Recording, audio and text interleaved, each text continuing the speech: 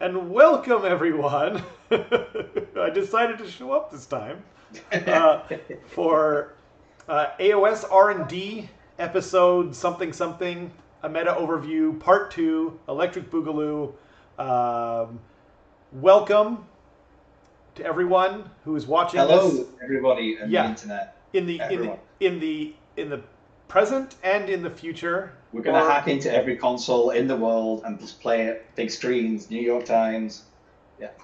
if people are watching this on like the VOD or whatever, is that in the past or is that in the future? Don't Yeah, can keep us busy for a long time. Welcome everyone. We're going to do another meta overview. If you weren't here for the first part, you can watch it. It's on there. It's just some fun entertainment. We're going to wax nostalgic about what we think of the current meta, which I actually really like. Like right now, I think it's the best meta we've ever had. A lot of diversity in tournaments. I think every army is playable right now, and it's really exciting. Even like the worst armies in the game, right, with quotation marks. Which Even Gits are going 3-2, which is you're something. you just like, yeah, you've been on a tear with your gits. You beat my Seraphon last time, That's because you take Gits, you add in Krongspine and Purple Sun, and then and you have an army. yeah, In fact, you exactly. take any army, you add in Krongspine and Purple Sun, Although and you have an army. I noticed, like, so someone else posted a battle report. I'm sorry, I don't remember the name of it. It was I don't remember even that. I was watching it, and then I went to the comments, and it was all like, "Can you could someone just not take Purple Sun in a battle report?" Like Yeah. all these comments, like so many, just like, I just don't want to watch one with a Purple Sun for once, and I was like, oh shoot, I guess. But the thing is though, is like, that only applies if you're playing, like, even for me at least, that only applies if you're playing like a truly viable army on its own 2 feet. If you're Yeah. playing Gits, you're playing like a bunch of other armies that I mean, maybe not a bunch, but quite a few other armies that just, they've got nothing, like they cannot Yeah. compete on their own. Then yeah, So, like, my Daughter's you Kane don't help army them that there. I'm using for the tournament this weekend has no endless spells, and I don't have Krongspine. Wow. Um, But does it have an the only endless reason prayer? I haven't done this prayer, true. Yes. But Okay. like, I don't know if my Lumineth do. I don't think my Stormcast have any endless spells either. Um, but it's only my Gits because they need all the help they can get. Your And it Gits, actually works well for them as well because they get the by keeping your shamans now in the light of the bad moon yeah. from the thing. It actually it's pretty good. Yep. Kaya Blatchford. Skaven Masters clan artifact that the spells end the spells for free is an auto include in my current. Yeah. Yeah. I currently am running Druilia Van Denst in my Daughters of Cain army because again I just take one Medusa from the spelling and then Druilia's there just to shoot endless spells. Yes, and the Master Clan artifact also is like -1 to cast if you're within 13 inches, I think. So Which is pretty good, yeah. yeah, it's not bad. Yeah, I'm working on a new battle report, Skaven Civil War Part 2. Speaking of Part 2s, I don't know why I do it. I'm the only channel that does that, right? That does Civil Because Wars. there's so many ravenous Skaven players out there. I mean, there are so many, like, there are more Stormcast players out there, right? Yeah, I know, but like the Stormcast ones aren't the ones that like look at these videos and just watch them because like the comments. If you look at any of the videos, the With comments Skaven? for Skaven and then probably Gits are the most Yeah. hit comments. Actually, you know what the other one is that I discovered that I have only had on once is Beasts of Chaos. Huge following because they don't get a lot of people. But see, it's still not the smart thing to do, though, Dale. If I was smart, I would have one Skaven because all the Skaven players will come for just one Skaven, and then I can pull in other people as well. But I don't do the smart thing. I do the What you thing need to do is that's have fun. Gits, Skaven, and Beasts of Chaos Beast of Chaos and on a freeway battle. And maybe Bone Splitters. So you could do a team battle, Yeah, Splitters Bone and Splitters Gits versus Skaven, because those are 2 chaos versus 2 destruction. Yeah. That would be awesome, and I actually think that we can do that now. Yeah. but not this day. Just do 1,500 points, per thing. Yeah, maybe we could get Matthias to play Beasts of Chaos, and then you could play Gitz. Yeah. I'll play Skaven. Or wait, do you have one of those other armies? No, you would just have Gitz. Okay, fair enough. Yeah. Yeah. But Lugnux has got. Lugnux has got all Savage destruction. Yeah. But also, doesn't Hillary have? Hillary has Bone Splitters. Splitters, and Alex bought into them too, and he's going crazy painting them up. Yeah. Kyle says that's a lot of crumping and backstabbing in one battle. I mean, yeah, it sounds fun to me. At least that way I'm plucking from multiple armies and doing something smart. I didn't think before that we could do a team battle very well, but thanks to my own stupidity in our battle report, Dale, we noticed that the mic on my camera is not that bad. Like, it's not ideal, but even one person on either side having the lapel microphone would pick up the other person next to them. It picks it up not great. Like, if you listen to the one Alex versus Eric, because they're used to, so they're not really used to having, like, not me there to be just like, okay, and now, you know what I mean, kind of do outros and stuff like that. Yeah. So you'll hear me talking during that one, and it sounds like I'm down the hall, and I'm right next to Alex. Oh, like, he's standing, we're almost shoulder to shoulder. Yeah. Then if we just use the actual... but thankfully, we might have to do that. The problem is like, the dog's overhead. I have a 105-pound dog, puppy. And or if we drop the mic on the floor, or not the mic, the dice on the floor, if you're there in real life, it sounds like a gunshot. But like, so everyone's almost like, I'm sorry, I dropped the dice. But then if you listen to on the video, like, I don't have to do much of anything unless someone like the power of editing. Yeah, no, I don't even do anything. It's the power of those lapel mics. It's good. Okay. They're just meant to pick up your voice. But anyway, yeah, we'll see. I can't afford to buy more mics right now, but for a team battle, hopefully that would be okay with everyone. I think that'd be fun. Try and keep a rein on the dog, and we'll see what we do. But so that's something to look forward to. I'm not far into editing it at all. I was planning on being done by today, but I forgot I had some stuff to, real life stuff to take care of, responsibilities, and yeah, I had some I had an unfortunate surprise. I was in the emergency room on Sunday, but I'm feeling fine. I'm feeling good.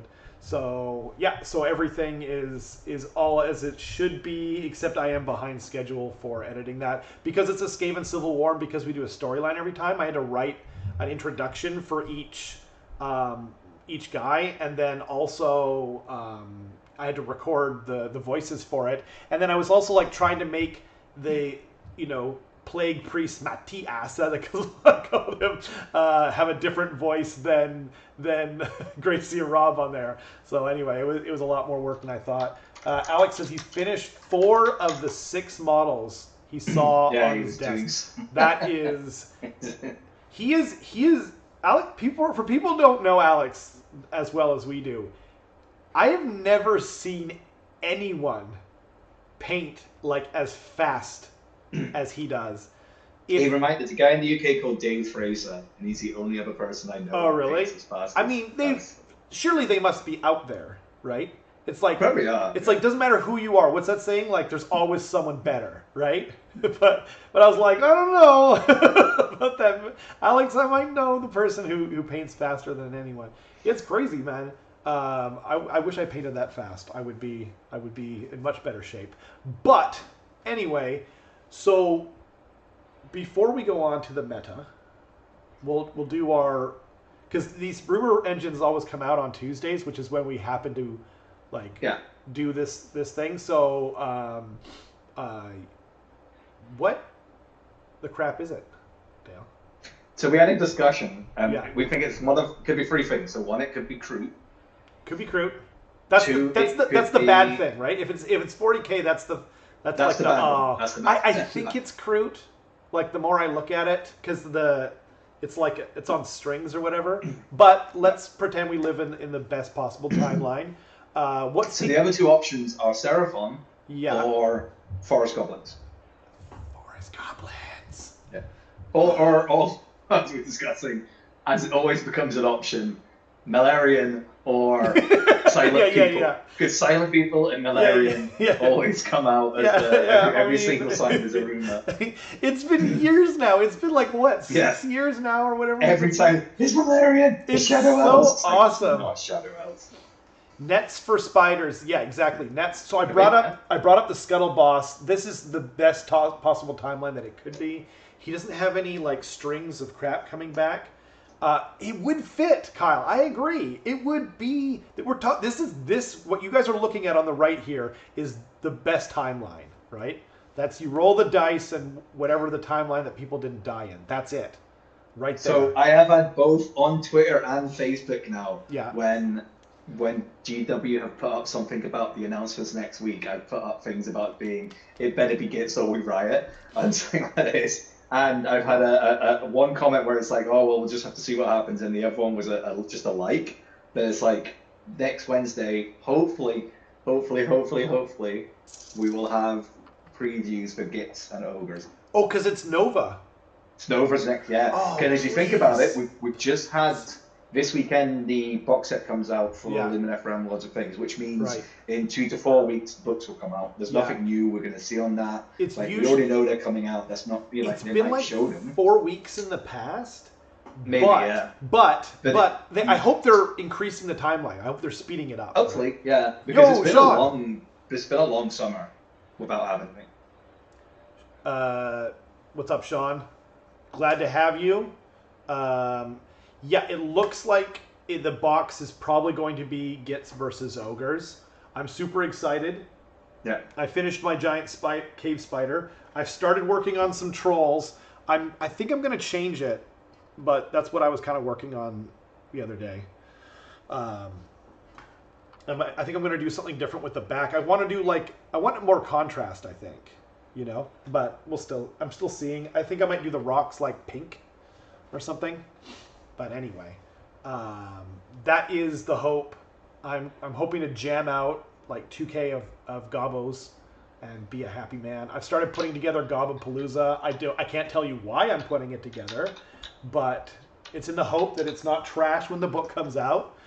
Yeah. But anyway, so I showed briefly what I've been working on.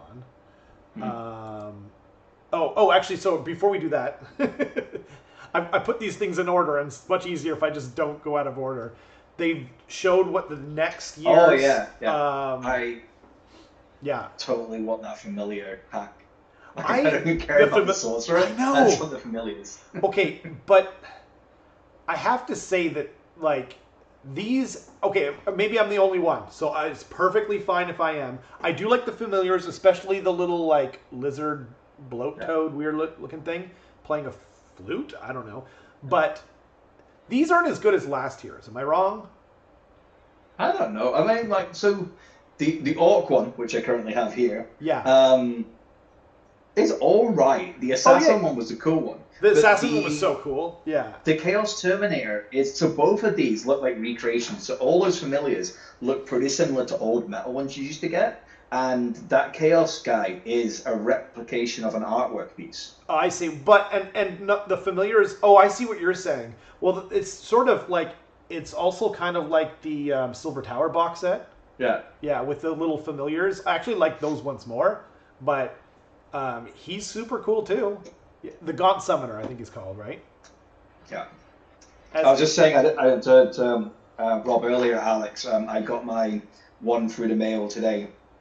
So we might be adding it into the competition pool for Saga of Dice. I'm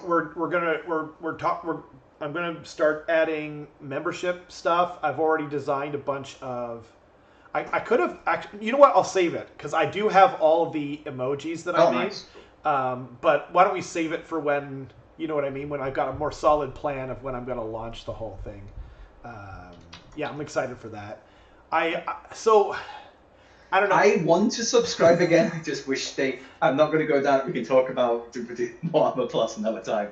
But if they're gonna get me to subscribe again, I want more content for Age of Sigmar, because maybe like 2 things. I haven't watched Warhammer Plus like since it came out. Yeah.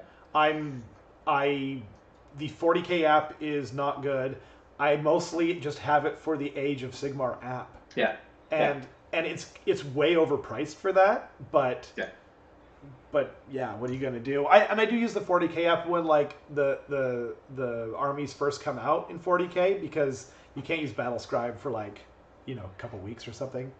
Yeah, exactly. Kyle too, just for the AoS app. Pretty much. Yeah. Access to the scrolls, all the old books. Like I could play Gits now. Like if I had them put together and or painted, I could just play them out of the app, which would be cool.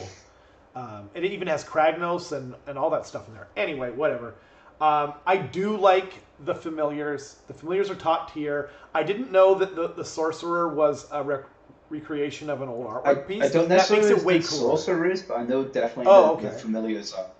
Okay. I mean, that were you saying that the 40K guy as yeah? So if you actually look at, like, if you go to the, I think the website, it's like that Terminator is a piece of art from like 90s, 80s maybe. It looks like it, hey. And they've recreated him as a model, so that, and it seems a lot of people quite like him in terms of, like, for a Chaos Lord or something. You know what? I'm super happy for them. I just noticed how unfortunate his name is, but yeah. And it's such a combination too. Azrak the Annihilator? Like, whoa, man. Oh, whatever you get up to in the privacy of your own bedroom is fine. Oh, it sounds very angry though. Anyway, we'll move on to Dale. You did a lovely conversion. So this is my work in progress still. So I had Natasha do a bit of work on it as well for painting, and then I've kind of gone over it. I got it back yesterday, and I've kind of done the snake scales, because it wasn't the same color as I was wanting. It's so cool though. And I've got the base with the resin. It actually comes separate as well, so I'm going to use some tack to stick it to the base, but when it's on the display board, it's going to be actually in the altar I have. Yeah. The blood altar, so it fits in the middle of that. So, and it just looks like it's sitting in the blood altar. So I will be. So cool. I'll get a picture of that on the weekend when when it's finished off and at the tournament. It's so cool. And where you could kind of see the crew on the back there, yeah. Yeah. So the crew were actually the top halves on Morgros Blade Coven, and I cut them in half and put on the legs from the crew, and they only really fit on one. The axe is actually from, so the top half is the new Avatar kit. The Avatar kit comes with it comes with a spear, a sword, and the axe. Yeah. And different heads as well. I could see that. The head is from that kit. The head is from the kit. Yes. Cool. The snake body was 3D printed, yeah. And then my partner kind of sculpted the join between it and did the scales. And then the back hero was just like a 3D print I found, which I really like, for the Hag Queen / Slaughter Queen. So I stuck her on the back there. The one with the bird? Yes, so if you go to the other picture, you'll see her better. Yeah. Where it's kind of like she's got a cloak, and she's got kind of like a little dragon. It's kind of very similar to the ones that the vampire? The Bloodstalkers have. Oh. So the Bloodstalkers have that little birdie thing, and it's very similar to that. So I kind of really like that to go on. Wow. And then the base has got like resin blood on as well, and it's got the textured. Oh, the roller. Yeah. Green Stuff World. Nice.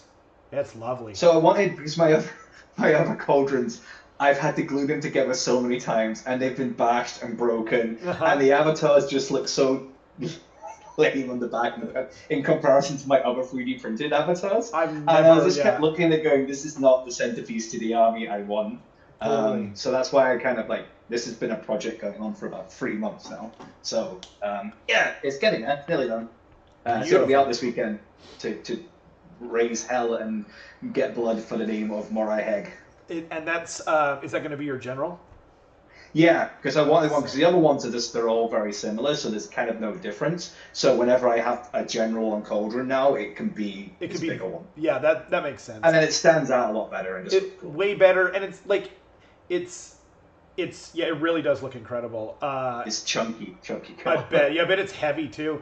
You know, the nice thing though too is it'll be like it's actually kind of like a gift for your the person you're playing against too, because it's like, you know, like, okay, this crazy awesome conversion, that's my general. So it's not like you're like, oh, I thought that was your general. No. This general is the one holding this little sword here. You're like, oh, okay. Yeah.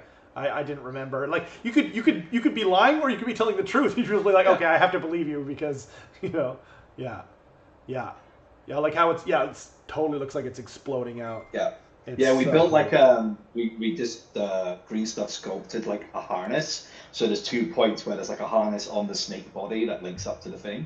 And I remember someone, like, I posted up an original picture on Twitter before. It's like, snakes don't move like that. It's like, fuck you, this is a fantasy world. You know? What? It doesn't matter. Like, if I want my snake to have the top half moving straight and the rest of it slithering, that's how my snake's gonna move.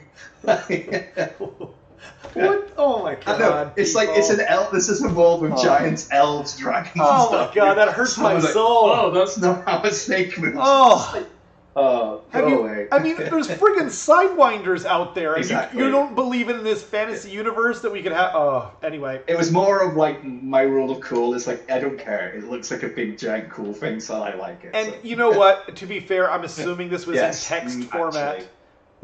I joined, so for about a week, I joined Facebook Daughters of Cain, and I haven't joined any Age of Sigmar Daughters of Cain groups for a reason. I'm in there and too. I joined it for a week, and I just instantly regretted it, and I just deleted it and got off it, because I said, no, this is not the kind of people I want to communicate with. The purple, there's so many Skaven groups out there, but there's a Skaven group on Facebook with like a black background and kind of a purpley theme running through it. That's a really good group.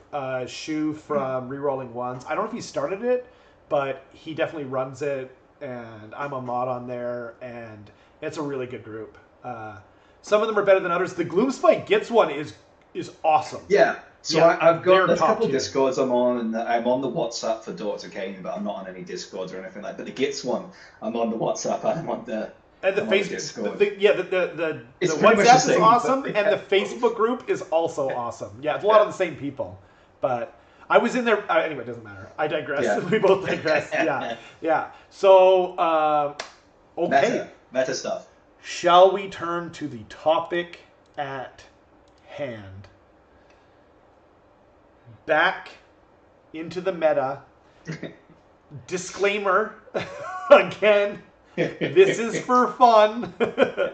No actuallys, please. We're having fun. This is something. We're two idiots talking, and this is supposed to be fodder for painting. I would paint myself, but I find it hard to host and do other things at the same time. So last time cockatrice meta, heck yeah. Oh man, watch the game with Matthias if you want to see B-side. Actually, so last time we did order and we did death. So if you want to see our fun little chat, nice. Alex is painting, excellent.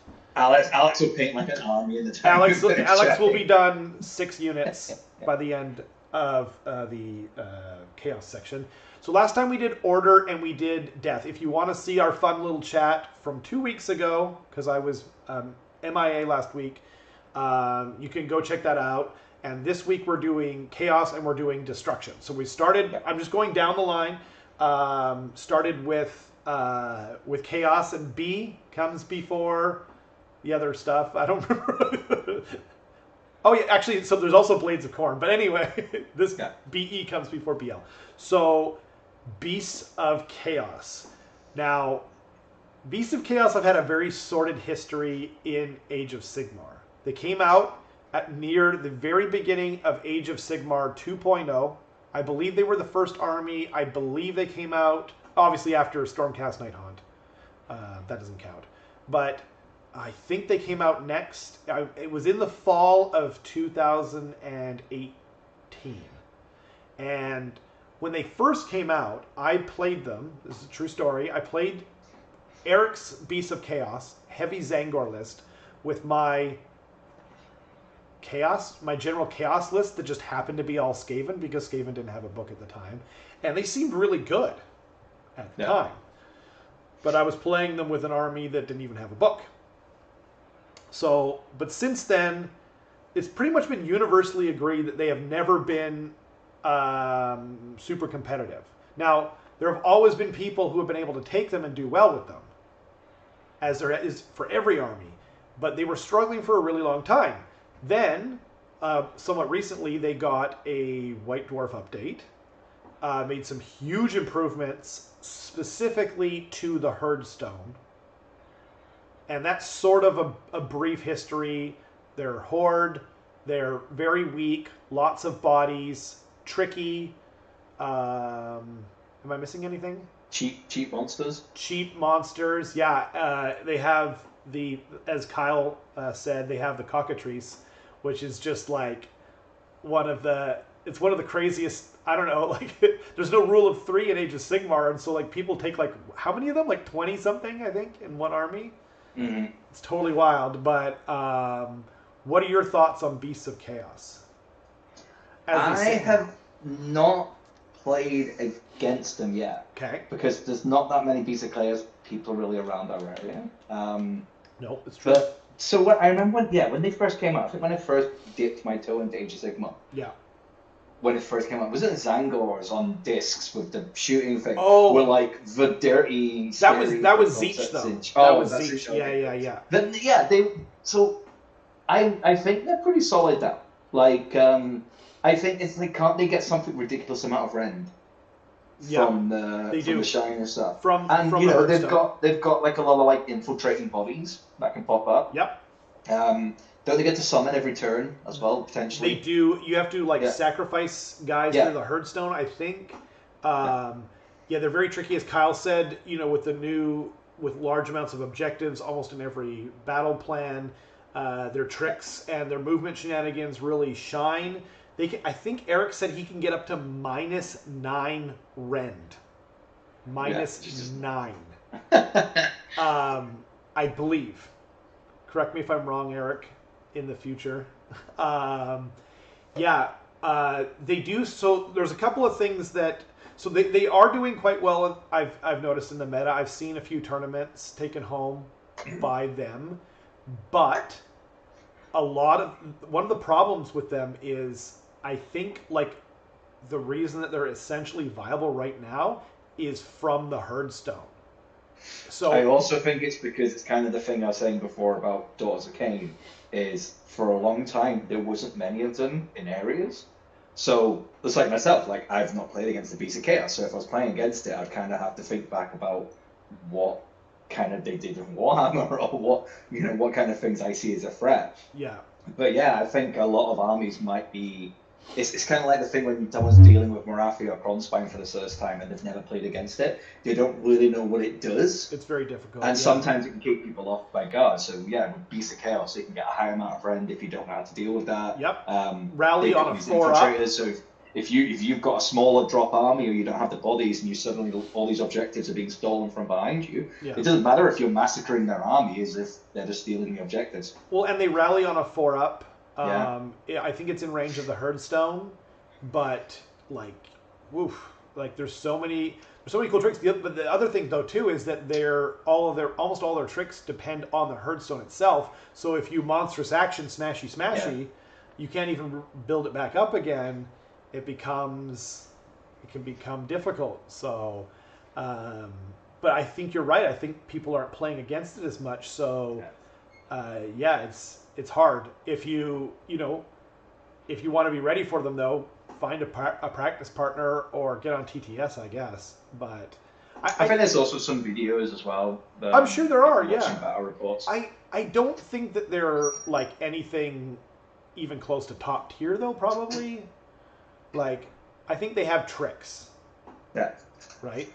They're not meta, so therefore Yeah. I think beating them tends to be about knowing their tricks, and if you can do that, you can probably do okay. Also, some armies like Nighthorn don't care about your end. Oh, totally. Yeah. You have red 9, I don't care. but rallying and Yeah. and movement shenanigans. So it's true though. Yeah. That for sure. Yeah. Yeah. I'm up to minus 37 rand. Well, that's cool. Yeah. But But it's also like, you know, having a 4-up rally is good, but there are some things now that shuts off rally. Like the Daughter of Cain Heart of the Crown of Woe shuts off rally in if it's killed something within 15 inches. Yep. Or so there are ways of doing it. Or just being in combat with them. Yeah, and also their heroes don't seem to be very, like, they can have a lot of wounds, but they don't have high armor save or wards. No. So take out the heroes and they're just not getting the CP, or they can't. And do they have a bodyguard unit? That I don't know. Maybe Bestigor, but I know it used to be in fantasy, but I don't know about now. Worstigor? Yeah. Maybe. But they're interesting. Hopefully they'll get a book relatively soon, Yeah. like Nighthaunt, like Sylvaneth, like Gitz. I mean, we don't know about Gitz yet, but like, you know what I mean? Hopefully they'll get like a thoughtful revamp instead of like a Skaven. It's just like, this mostly works, so here's the same book again. It's kind of weird. Like, I feel like they should have gotten one before Skaven. Skaven came out after them.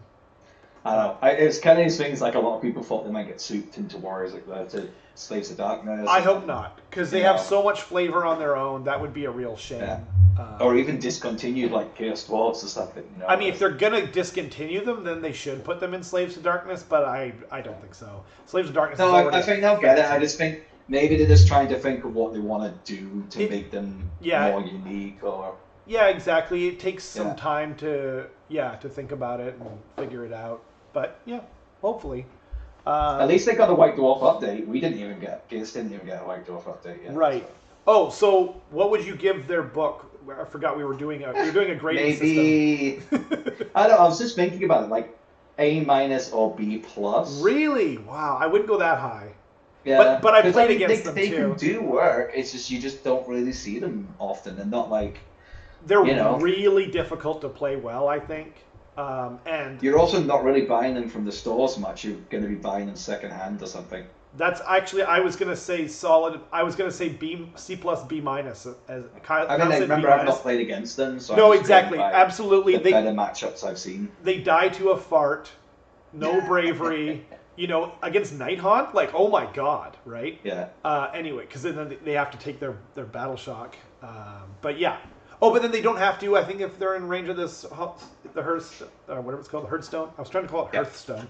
Anyway, yeah, I think I would go. I'm going to go with B minus. Kyle convinced me. B minus. Okay. Now we're on to. It does this every time.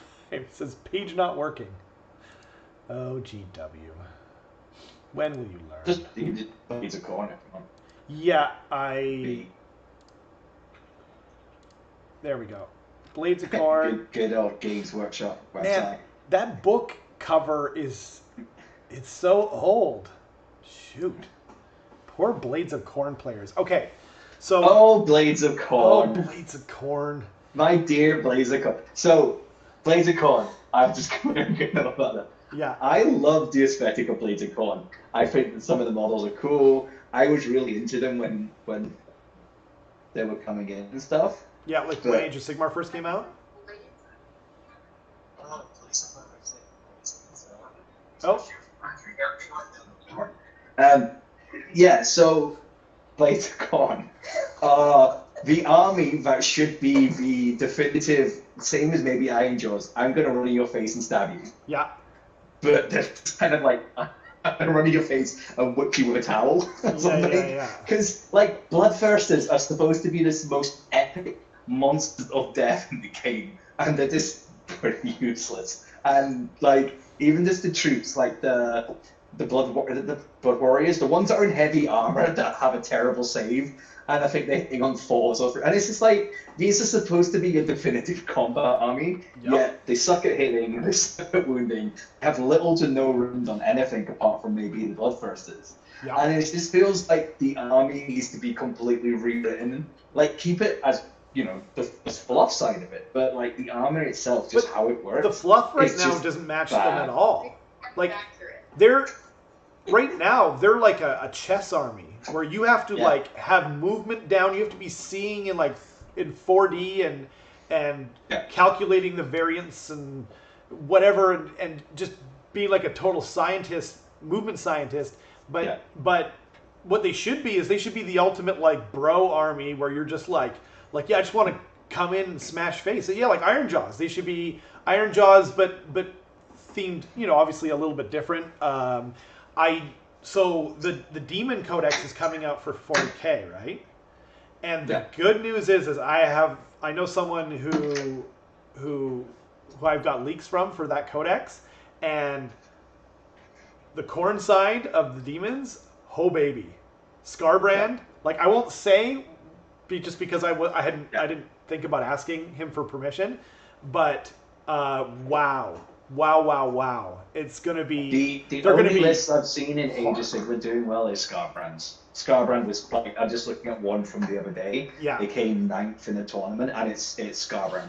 And like, Scarbrand, it's not just Scarbrand though. It's Scarbrand plus crazy movement shenanigans, like using your blood tithe points to just like move around the board and be super objective. The Bloodstoke is to whip. That's where to go. And,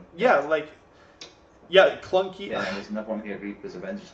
Like I'm just looking. There's actually like one came 3rd in the tournament, one came 9th, and they're all Scarbrand with the movement shenanigans stuff. Yep. So people have found a way to kind of make them work, but like, they're just. I've never lost to Laser Corner. I've played them a lot. Usually Andy, unfortunately. Yeah, poor Andy. Every time he brings it out. Whenever I see them, I'm just like in my head. It's like, oh, that's a win. There we go. Andy Selwood from the channel. He's a true lover of Khorne. Yeah. He still plays them every now and again, but every time he brings them out, he's just like, I don't want to play this again until they get a book. But he still keeps going back. He's just like, you'd think he'd be a Slanesh guy just because he keeps torturing himself. Yeah.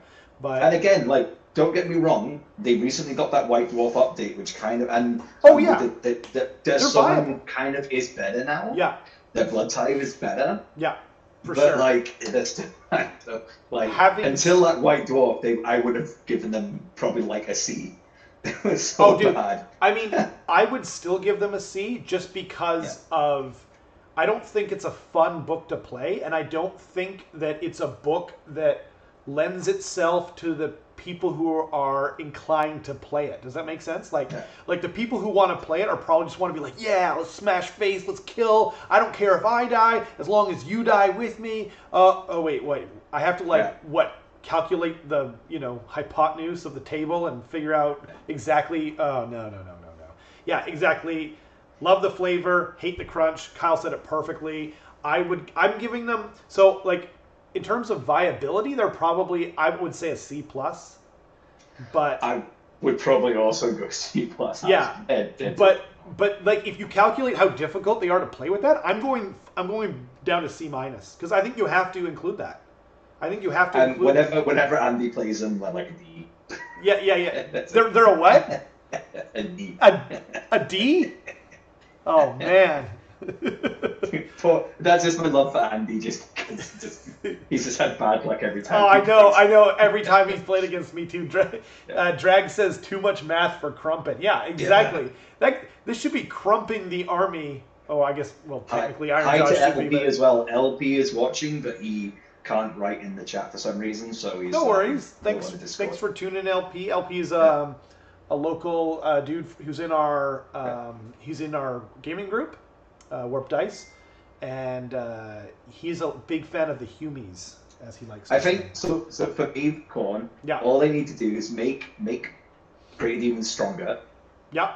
Better. They should be brutal. They should be. But you should only maybe get 1 or 2 of them in an army. They should get Megatron. Yes. Yeah. 500 points of pure massacre. Make the warriors more elite, and make the except for Blood Reavers. Yeah, Blood Reavers, they should be dirt cheap, and you should have tons of them. You should have waves of these terrible, even make them 5s to hit or something, just absolutely useless. I'm fine with 4s, just make them no save, literally. I mean a dash, right? Yeah. And yeah, and then make their summoning a bit more interesting. But give them like more attack on death or stuff, I think, or like more frenzy stuff, or like give them like old school frenzy where they have to kind of charge things, but then they get like a ridiculous attack numbers of attacks. Because that's the thing, is if you're gonna not give them much rend, give them more attacks, like tons of attacks. Tons of attacks. Yeah, they just like perfect. I like how Alex is throwing in joke actuallys now. So C- from me. Yeah, they're bad. Same with you. Yeah, okay. I hope they get a new, because like I love the book, like the lore. The book's bad. I'm not a big lore guy, but I will say, you know what's so weird? You'd think that Blades of Corn players would be a bunch of tools, just from like I don't know, but they're not. They're never. They're Ryan plays Blades of Corn, and like everyone that I know that plays Blades of Corn is usually pretty chill, which is just so weird to me. Okay, we are on to. It's the funny fact of like Hedonites of Slaanesh are still better than Blades of Corn, and Hedonites have been nerfed that many times. yeah. They were like made an example out of. Where's the book? Oh, can you not buy the book anymore because of the new one's about to come out? Oh, it's not on here anymore. So I'll just pull up Arcane Cataclysm. It's just something to look at. No, here, I'll pull up the Magister. It's better than nothing, right? So Zeech. The new book is out soon. They don't want to sell it to a bunch of people who are just going to then return it or be angry that the book came out. It makes sense. Okay, so I have never... So Skaven's my favorite army, blah, blah, blah. Everyone knows that, right? But if I were to play another...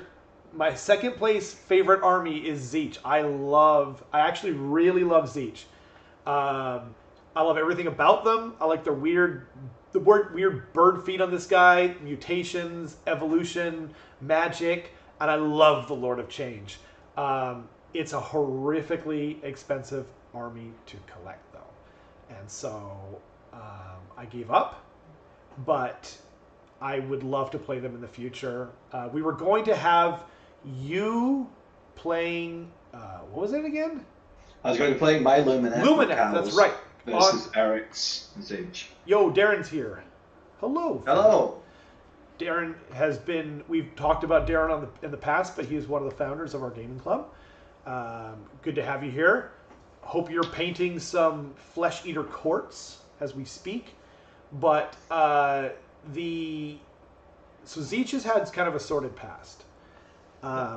They were kind of the ones who started playing the game they were kind of the original cheaters. Because for the people that don't know, they have something called Destiny Dice. You roll 9 dice, and then you can just use any one of those dice, barring a few exceptions like the turn, etc. It's a really fun mechanic.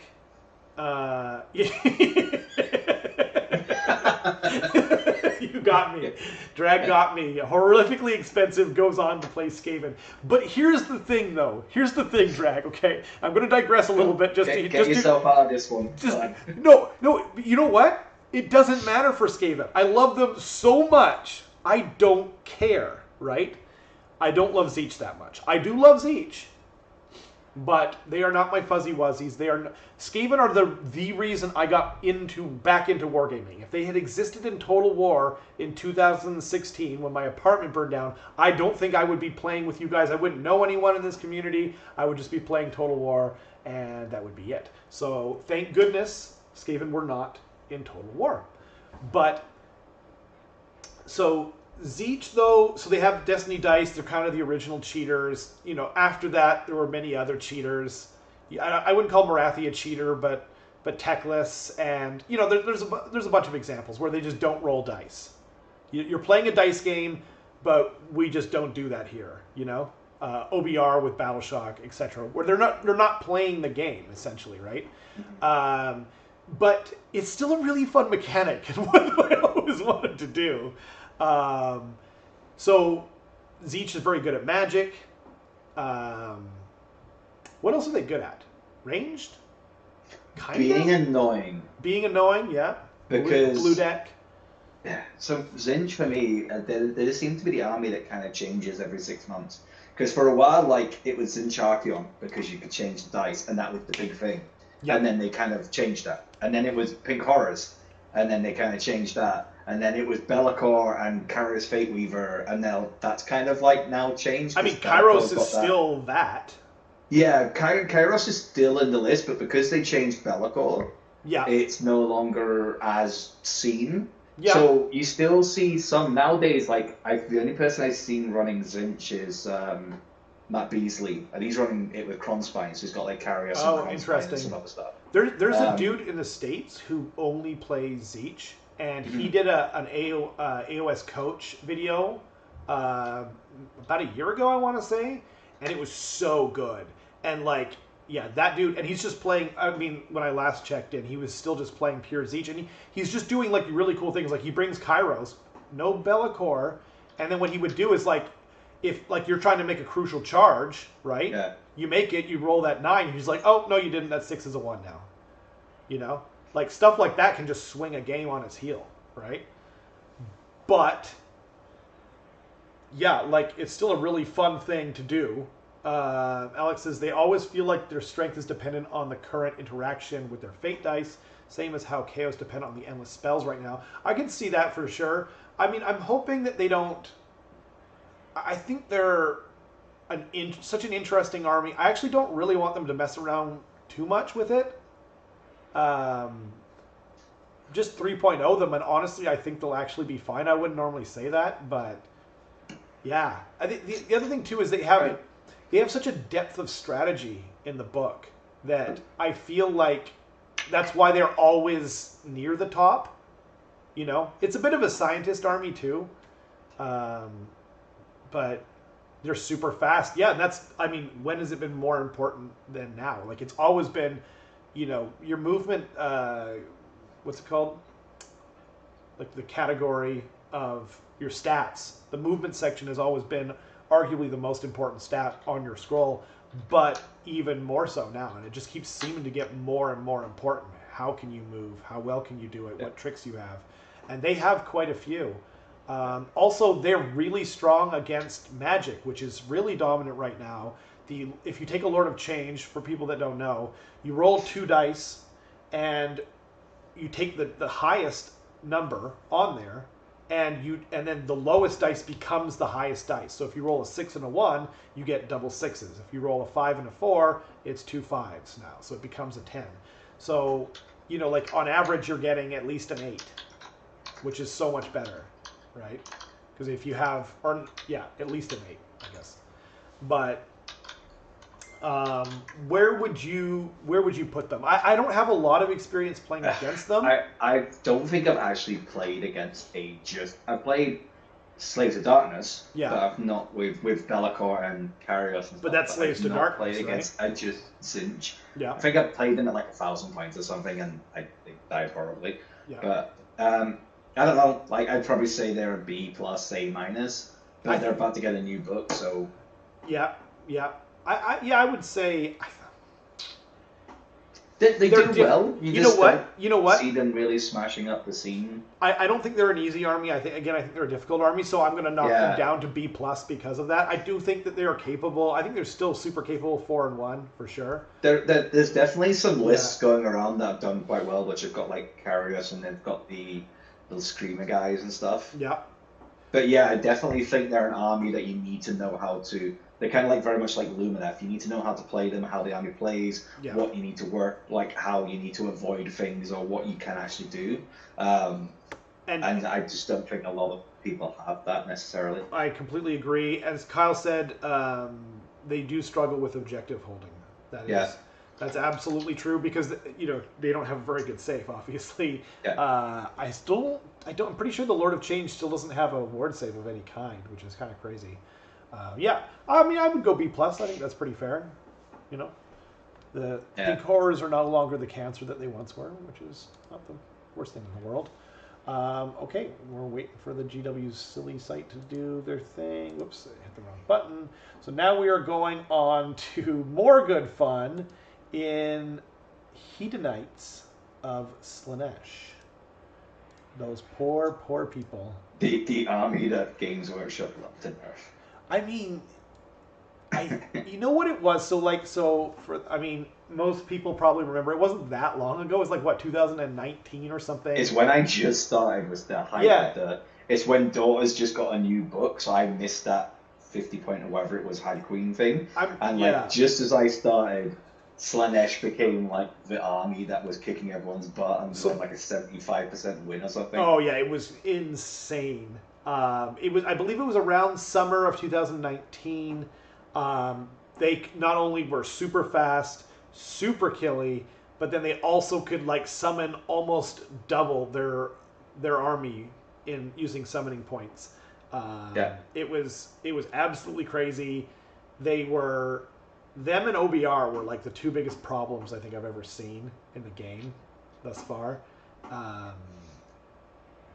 It was interesting. You know, it was kind of a problem of GW trying to correct. Like, they were so strong, and instead of just kind of going, okay, like, let's not cripple them, they were like, no, let's cripple them. They're the Nurse Ratchet of Age of Sigmar. There is 2 people now, so Matt Beasley. Now there are. Basically, there's a list you can take where, Kronspine is usually in it. Because he is. But you take the shooting guys, and then you just use the shooting guys because I think you can have like 120 shots with them with the list that he took, and then you just shoot every single enemy unit. So you're doing 1 wound onto every unit because you're not doing it to kill them, you're doing it to get the summoning points. And then you have Kronspine, the Lord of Manticore, and usually Sigvild. Because he's like quite a good Sigvald is awesome. He's got some really cool abilities. So you have them go in and kill stuff while the archers are just farming the summoning points and like weakening stuff down. And like when I played Matt Beasley with my Gates, I think he summoned nearly like 1,000 points worth of stuff by the end of the game. And it works. Like, you know, we got a draw and he won on Grand Strategy, but it's like he won that tournament and I think he went 4-1 or maybe even won another one with the list, and then someone else in the US used a similar list and went 5-0-2. So it's definitely something, and again, I think it's because people just kind of completely haven't played against that style of list or against Slaanesh because they got slapped so hard that they just kind of vanished from the scene. It's kind of like Flesh Eater Courts where like they were around quite a lot and then they just dropped completely. Well, and not only that, but like I think it's the same for Flesh Eater Courts to a much lesser extent, and it's interesting because Drag and Kyle were both saying that they know one person who plays Slaanesh. I know a bunch of people, like Eric. I think I know Eric and then Matt Beasley. And you know Veronica. Oh, but Veronica's never played me. She keeps dodging me. Veronica hasn't been playing. You know, she had. You know, since COVID hit, it was more difficult for her. But I played her Slaanesh a bunch of times to get in prep for tournament.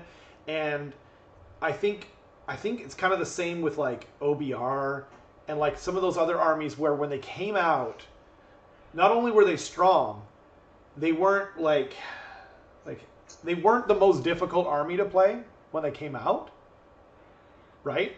And now they are. Now you have to do crazy math, right? You have to be on top of it, and it's more about like movement. It's not about killing. So Veronica's like, I'm out.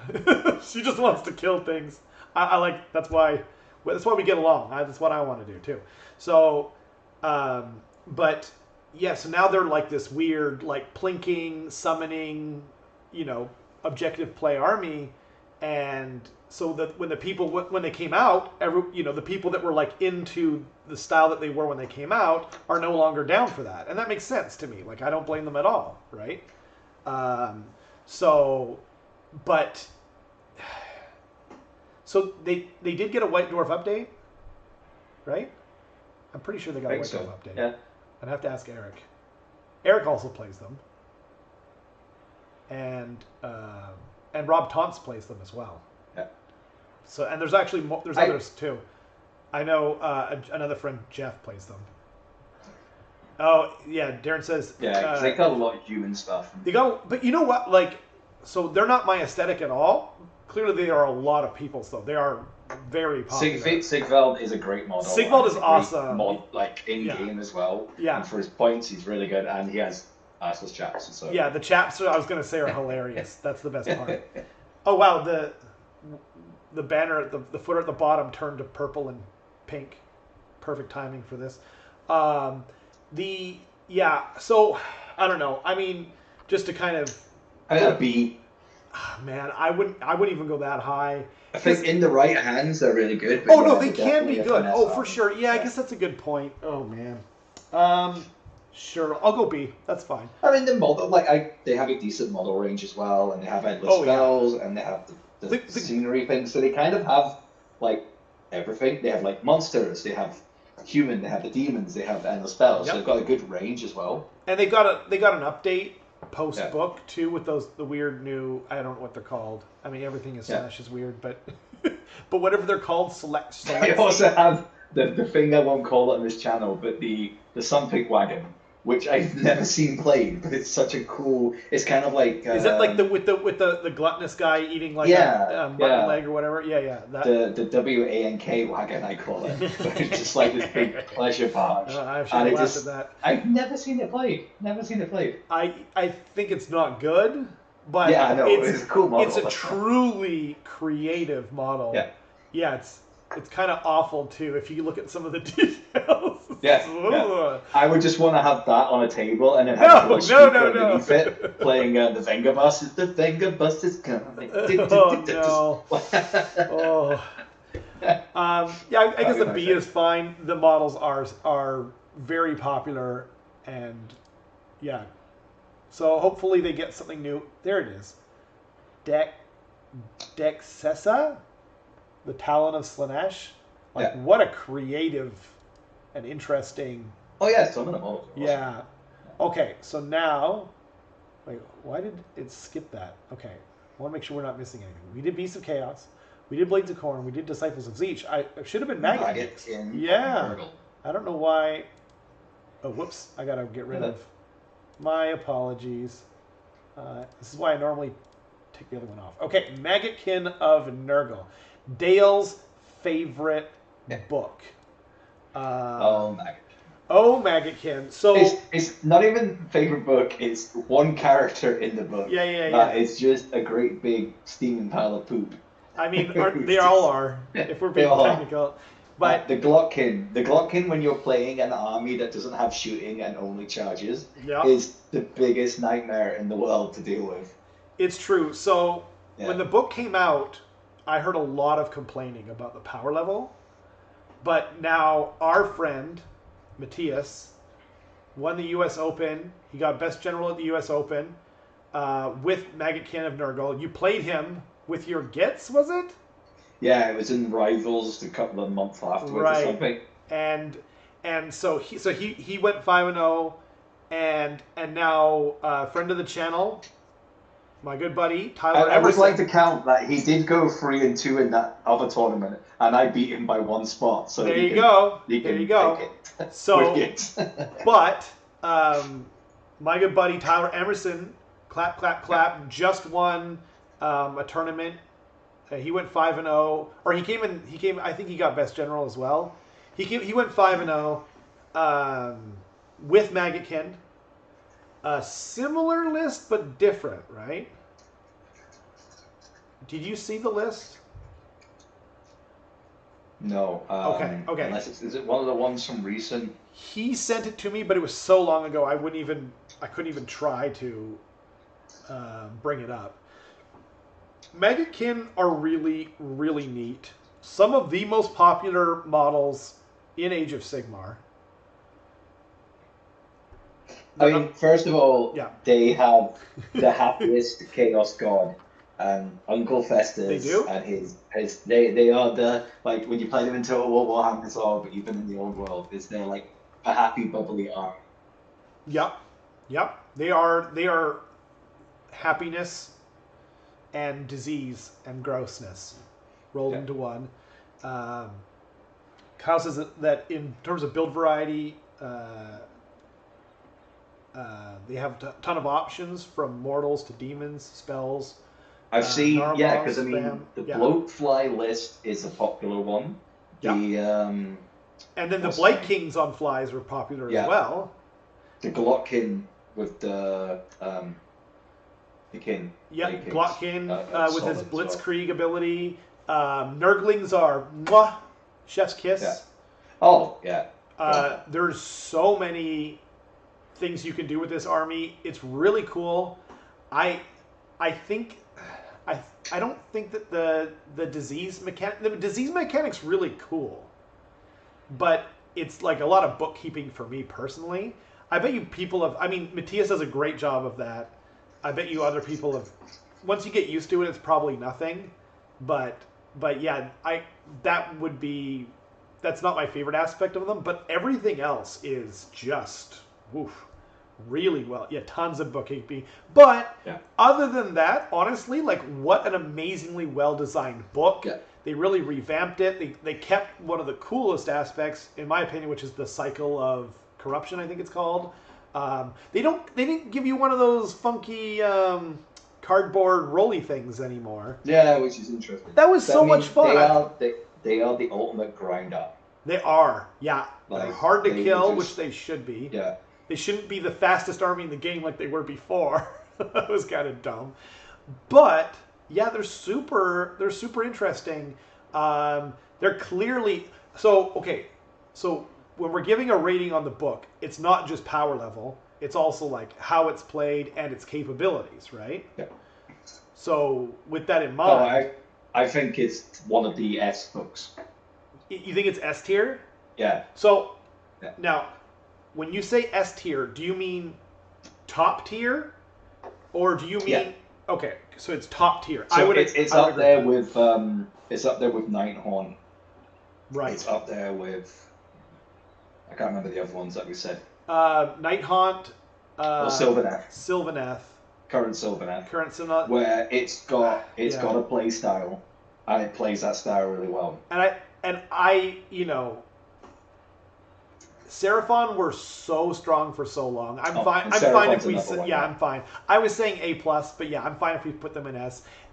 So, I like the models as well. Like the Nurglings are so cool. I love Nurglings. And even in the game, they're so annoying now. Nurglings are my favorite thing in the army, except for the Great Unclean one. I love the Great Unclean ones too.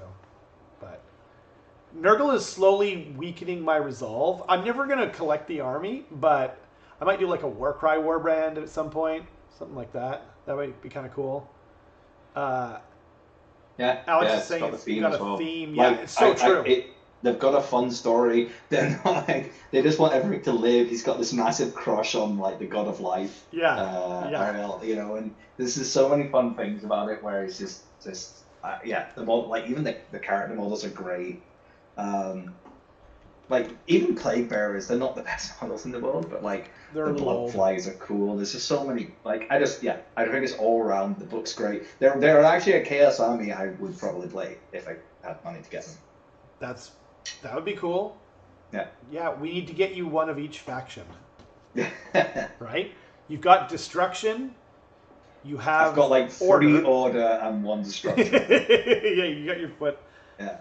Technically 4. Firmly planted in there. Yeah. But you were interested in Flesh Eater Court, so we're hoping to weaken your. Yeah, Nighthaunt as well. I'll kind of think I'm going to think about starting to print out what my friend is working downstairs. But yeah, Nurgle are definitely one that. It feels weird that you don't have a Chaos Army, Bill. It feels weird.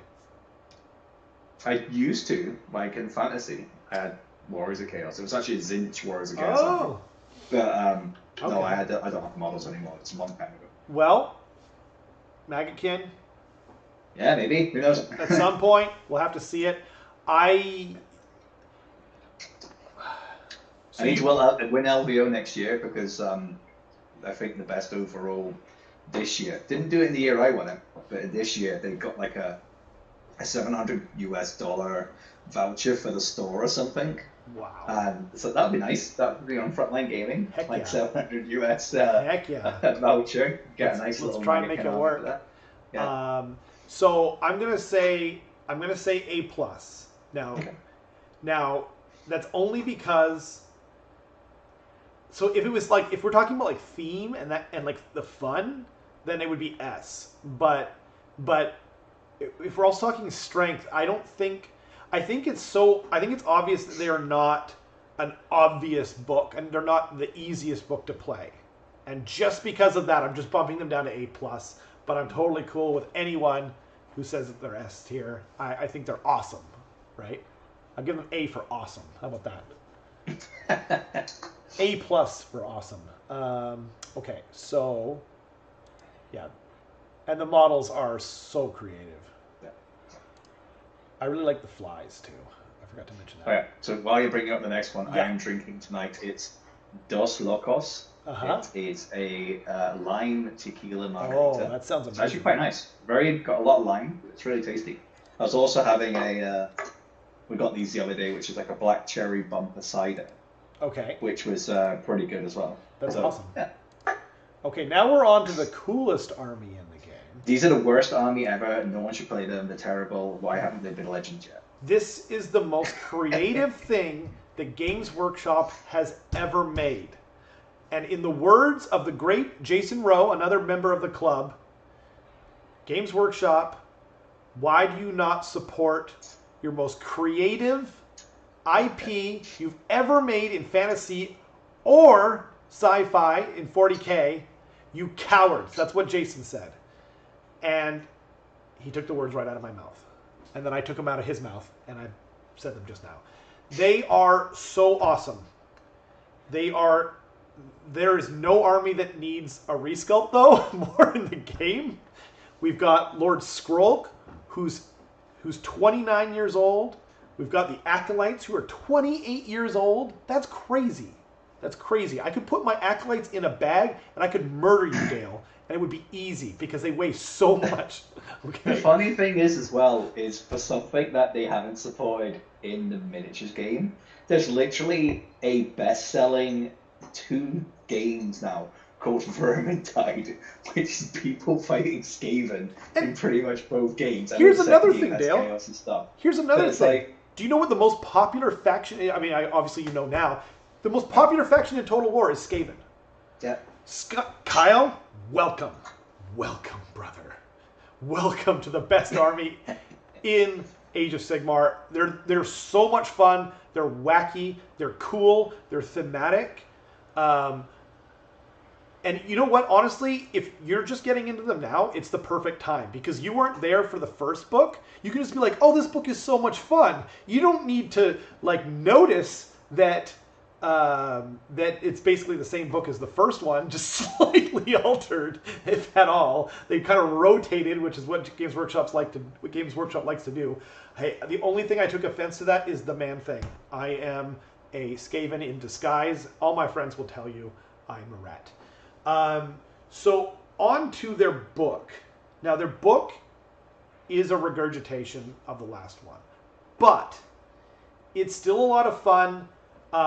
When it came out, there was a lot of really, really cool, fun things that you could do that seemed intentional. Like if you took 3 Master Clan heroes, you could use the first run roll, the first charge roll, and it didn't say modified, so therefore it meant unmodified. And then you could do stuff like whip some rat ogres or giant rats to get +3, and then you could use that for your whole army, so you're averaging like a 10, I think it was, or like a 9 or a 10. The Games Workshop spotted the fun, and they said, no more fun for you. So they errated out a lot of... Errated out. I didn't do that on purpose, but I'm kind of glad that I said it. They took out a lot of the fun that was in the book, but there's still a lot of fun to be had. There's still a lot of cool things that you can do, a lot of variety. I think it's really hard to say how strong they are. I have not had the best of luck with them so far, but I also made some mistakes. We both did. It seemed like Sylvaneth were even stronger than they were. Yeah, I definitely think so. I've played the new book, I think, twice. Then I played you with your Thankful list. And you played Eric. And no, I played Eric with his Sylvaneth list, and I played Matthias with his... Sorry, I meant to say Matthias. His Skaven type list. Yeah. And yes, so in the game against you, Yeah. I think I won by a skin and tail, and I maybe had like 5 models left. In the game against Matthias, Yeah. I was lucky because he tried to do an alpha that didn't work, and he was tabled by turn 4, and I had a lot of army. I had like 1,200 points left still. Wow. I think the army is very solid. I think it's It solid. still has a lot of tricks up it, but it also has the thing of where it's kind of like if you do a bold play and it doesn't work, it hurts you. Oh yeah. Like I mean, you've got no fallback, you've got no very fragile. retort to it. It will stab you with that. If your plan doesn't work, if the thing you go for, you will die in droves. Yeah, that's what they do. Terrible bravery. Used to have really good shooting. Oh, the warp cannon's still not good?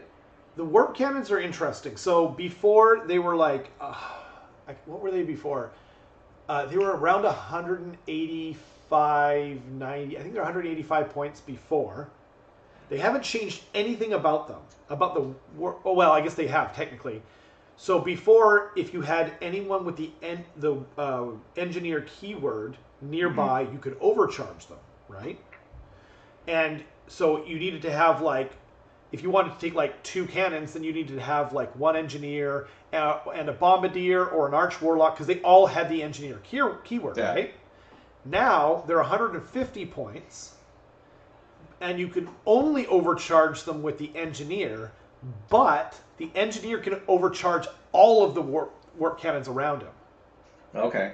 So you want to kill the engineer then? If you kill the engineer, then they're not worth their points. But it also prevents them from killing themselves, because So I took 3 cannons against Matthias and 1 engineer, and that game will come out as soon as I can possibly finish it. There's a guy going to Emerald City Open 2 this weekend who has he had a list where he's got how many 3 watt lightning cannons and 3 3 watt lightning cannons and 6 of the storm vermin. Oh my goodness! Yeah, I put a list together that was 2 warp lightning cannons, but wow, that's wild, huh? I don't know about that. I mean, that sounds like a fun list. Yes. Oh, well, do you want me to redo it quickly, just so then you can give your opinion on it? Yeah. So it's grand strategy is take what says. Okay. I'm not sure what that is. So he's got a general who's Master Molder with Cunning Mutator, Warpstone Tipped Lash, and Foul Hide. Yeah. He's got 2 engineers, one with more warp power, and the other one's more warp power and the Asomatic Warp Resonator. Okay. Then he's got 6 Storm Fiends, 2 with Wind Launchers, 2 with Rattling Guns, 2 with Doomflayer Gauntlets. Yeah. 5 Acolytes. Okay. 6 Giant Rats. 3 Warp Lightning Cannons. Yeah. And then 1, 2, 3, 4 units of 2 Rat Swarms. Another 3 units of 2 Rat Swarms. And a Warp Grinder. Whoa. Huh. I mean, 2 of the units of Rat Swarms are in Bounty Hunters. Oh, man. I mean, I hope I'm wrong, but I have no idea what there's nothing there that's like so I played that's going to be hard, because like I think it's going to die horribly to alphas, right? There's just not enough screens there. Yeah. I mean, there's some rat swarms, but I don't know. Maybe. Doesn't seem to be anything for the heroes to pick wounds onto. Yeah, exactly. So you could just kill those 2 Warlock Engineers. And then the cannons are useless, and so are the Storm Fiends, because if the Storm Fiends don't have more warp power, they're terrible. I don't think they're worth it, even if they do have it right now. Not anymore, because they used to have the Vigor Dust Injector as well. That kind of made them good. Vigor Dust, and you could all-out attack them. So you could have them on +2, or whatever. I mean, like you can never be more +2, but even if they're -1, then they're still +1. Yeah. I think it's gonna be difficult. It's an awesome list. It's really fun. I took a Master Molder and some rat ogres and a few other things against Eric the other day, and she just shot off my master molder, and then my rat ogres were turds the rest of the game. Yeah.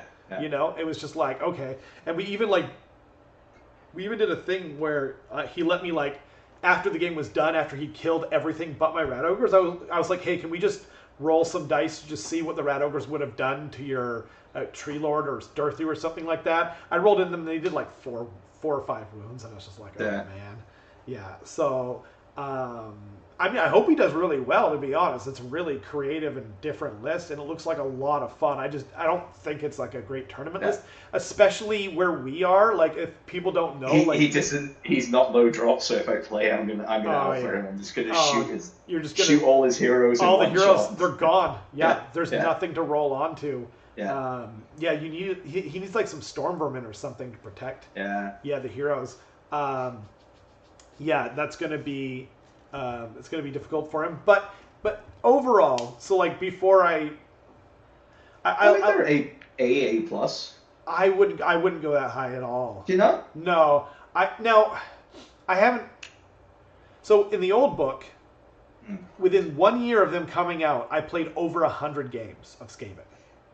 I was a fanatic. I knew that book backwards and forwards, but the new one I've only played like 4 or 5 times, just because I don't have the luxury of playing one army over and over again. That's because you want to play Gits now, and Gits the best. I have the last time I fell in love with an army like Gits. Actually, we'll get to Gits. Okay.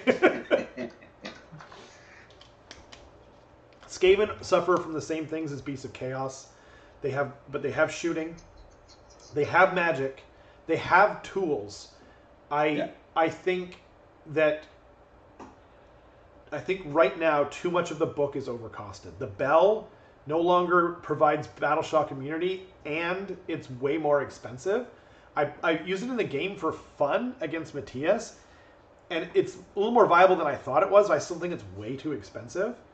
And like warp lightning cannons are really cool, and they, like, if you roll well with them, they're like the best shooting unit in the game, arguably, right?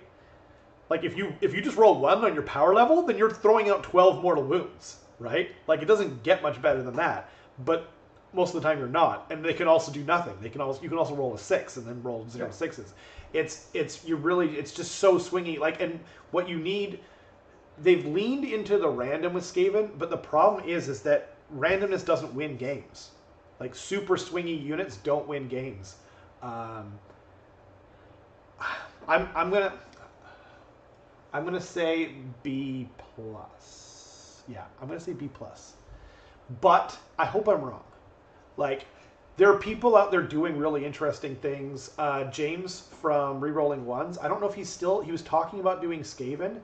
He took a really interesting list, and I didn't have the right models to run his exact list. But run like the first list that he showed me. I think you could definitely go 4-1 with it. So, Anthony Trentinelli's been doing well as well. Yeah, He won 2 in a row. He won 2 tournaments in a row? Yeah. Where's Anthony again? Oh, he's down in the States, but I'm not sure where. Okay. Huh. Hey. I mean, people can win. He's like mid-east somewhere, kind of. I mean, for sure. I mean, if there are people out there that can win with Beasts of Chaos, like who have over 80% win rates with Beasts of Chaos, you can absolutely do it. You can certainly win with Skaven. I wouldn't. Okay, well, fine. I'll let's say A minus then. I'll say A minus, even though my gut is telling me. And I was right the last time about Skaven, okay? Honest Wargamer. He was like complaining about Hell Pit Abominations when the book first came out. I was like, no, are you mind? 5+ save, 12 wounds? You're crazy. Random movement? They're terrible. He's like, no, jack up the price. And everyone's complaining about Vermin Lords. Hashtag I was right. And, okay. Look, we're on 8:20 already, so we're an hour and 20 minutes. Well, the good news is that there aren't nearly as many. There's 4. Yeah, there are not that many. So the last one is Slaves to Darkness. Now, Slaves to Darkness is a funny one because it's kind of a soup army with extra stuff. And they're getting a book, we know, at the end of the year. Yes. Yeah. So it feels kind of weird talking about them. I really don't know them well enough. you know, Again, you kind of, for a while, the Archeon list was doing really well, and then Archeon and or the Be'lakor list was doing really well with Be'lakor, with Karios and stuff in Slaves of Darkness. Now Bellacor's had that little bit of a, I want to say nerf, but like a change. Well, you're just not seeing him as much now. And they nerfed the crap out of Archeon. Yeah. It used to be 6s to hit against him, just do nothing. Yeah. So like all your plans, all your procking, it's just like, yeah, good luck with that. I played Flesh Eater Courts. What's it called? Gristlegore, yeah, against Eric during the pandemic, and I didn't really know much about Archeon at the time. Oh, yeah. I sent in like 2 Terrorgeist versus him. I'm just like, you reroll your 6s, or I think that's what it is. You reroll your 6s to hit. It's just like, so I got like nothing done against him. I was just like, oh man, I brought the worst case scenario. He's still got the ability though to do the thing where he knows who's going next. And yes. That is so powerful, and I don't think a lot of people use it to its full potential. Eric really does. Now you have to spend a command point, but to just know who's going next, and your opponent doesn't, man, that's so good. I don't think people do enough mind games with it. Yeah, exactly. They either go all defensive or they go all aggressive. Well, so you know what's going to be, but like there needs to be a bit more. It definitely needs to be a bit more, and yeah, if you can do that. Anyway, there's still a lot of play with them. There's still the Demon Prince of Khorne. I mean, but the Demon Prince has even got a nerf as well. Like the Demon Prince of Khorne that was doing really well, which had that kind of thing that made you half your charges or something. That got nerfed. Yeah, it's like half your run and charges or something. Yeah. Yeah, I think they're like an A minus, maybe a B plus. I think that's not wrong. I don't have enough. That's true. Kyle says Warcry has given them more battle line options. Yeah. That's a good point. And now we're getting even more with the I've not lost against Archeon, and I've played him 6 or 7 times. I've only lost to them once, and that was with the Be'lakor Karios list. I've been fortunate enough to not have like Eric's his best list. He usually brings fun lists on the channel. Yeah. That's a really fun battle report too, because we had this idea of making his voice making him sound like a pinhead. So he's got like this really imposing speech that sounds, awesome and whatever, but then he's got this really high pitched Mickey Mouse voice. It doesn't really matter too much because I feel like it's like, well, they're getting a book soon anyway. Because we've seen so much of the new book already, it's kind of like, just get it out. Yeah, just get it out and quit wasting our time. Hopefully, but yeah, I think B minus, A plus is. I think it's a solid book with a lot of great options in it. So yeah. Okay, to the best faction. To the best, yes. Best faction. So guys, Chaos. This is where all the fun happens, right? Like once you start playing Destruction, it's hard to go back. It really is. Okay, are we gonna start on Gloomspite Gits? Sure. They're at the top. Then yes. Okay. Oh my god, I've fallen in love. Gloomspite Gits, the Night Goblins and Co. from Warhammer Fantasy. The trolls, squigs, Night Goblins, Forest Goblins, squigs. Yeah. Spiderfang grots. They are by far probably like my favorite army. I adore them. I cannot wait for them to maybe be a bit better. I'm even contemplating, like I was playing Alex today with them, and depending on how this weekend goes, if I can do well with my Daughters of Cain this weekend, I'm just going to play my Gits at the next one. Cool. Yeah. Because it's like, I already, like, if I can do a tournament and go 4-1-5-0 with my daughters, I'll be like, that's cool. Yeah, I've done that again. That's cool. I'll use them again soon. But I want to play the Gits just because even when you lose, they're just so much fun to play. Yeah. Because you're not expecting anything from them. It's not just that. When they came out, I really liked the models, and I was going to play them. But before they released, that it was leaked that Skaven were getting a book. So I was just like, oh, well, goodbye. Like, Skaven is my life, so I'm not going to, wow. With the Scuttle Boys, yes, drag. What a man and woman of culture you are, you and your wife are. So I can't remember have I talked about this before. I don't know if I have on stream or not, but I'm sorry if I'm repeating myself. But I ended up buying after I settled down with Skaven, I ended up buying a 2,000 points of Spider Fang for $180 Canadian, and that included all the battalions. Like the old Bloom Spike Gith battalions were what made the army function and made the army actually usable. But then in Age of Sigmar 3.0, they got rid of them. So now I don't have that many points. I've got so anyway, the guy that I sold them to had barely put any of them together, and I ended up getting in contact with him, and he was like, hey, I haven't done anything with them. And I was just like, would you like to sell them back to me?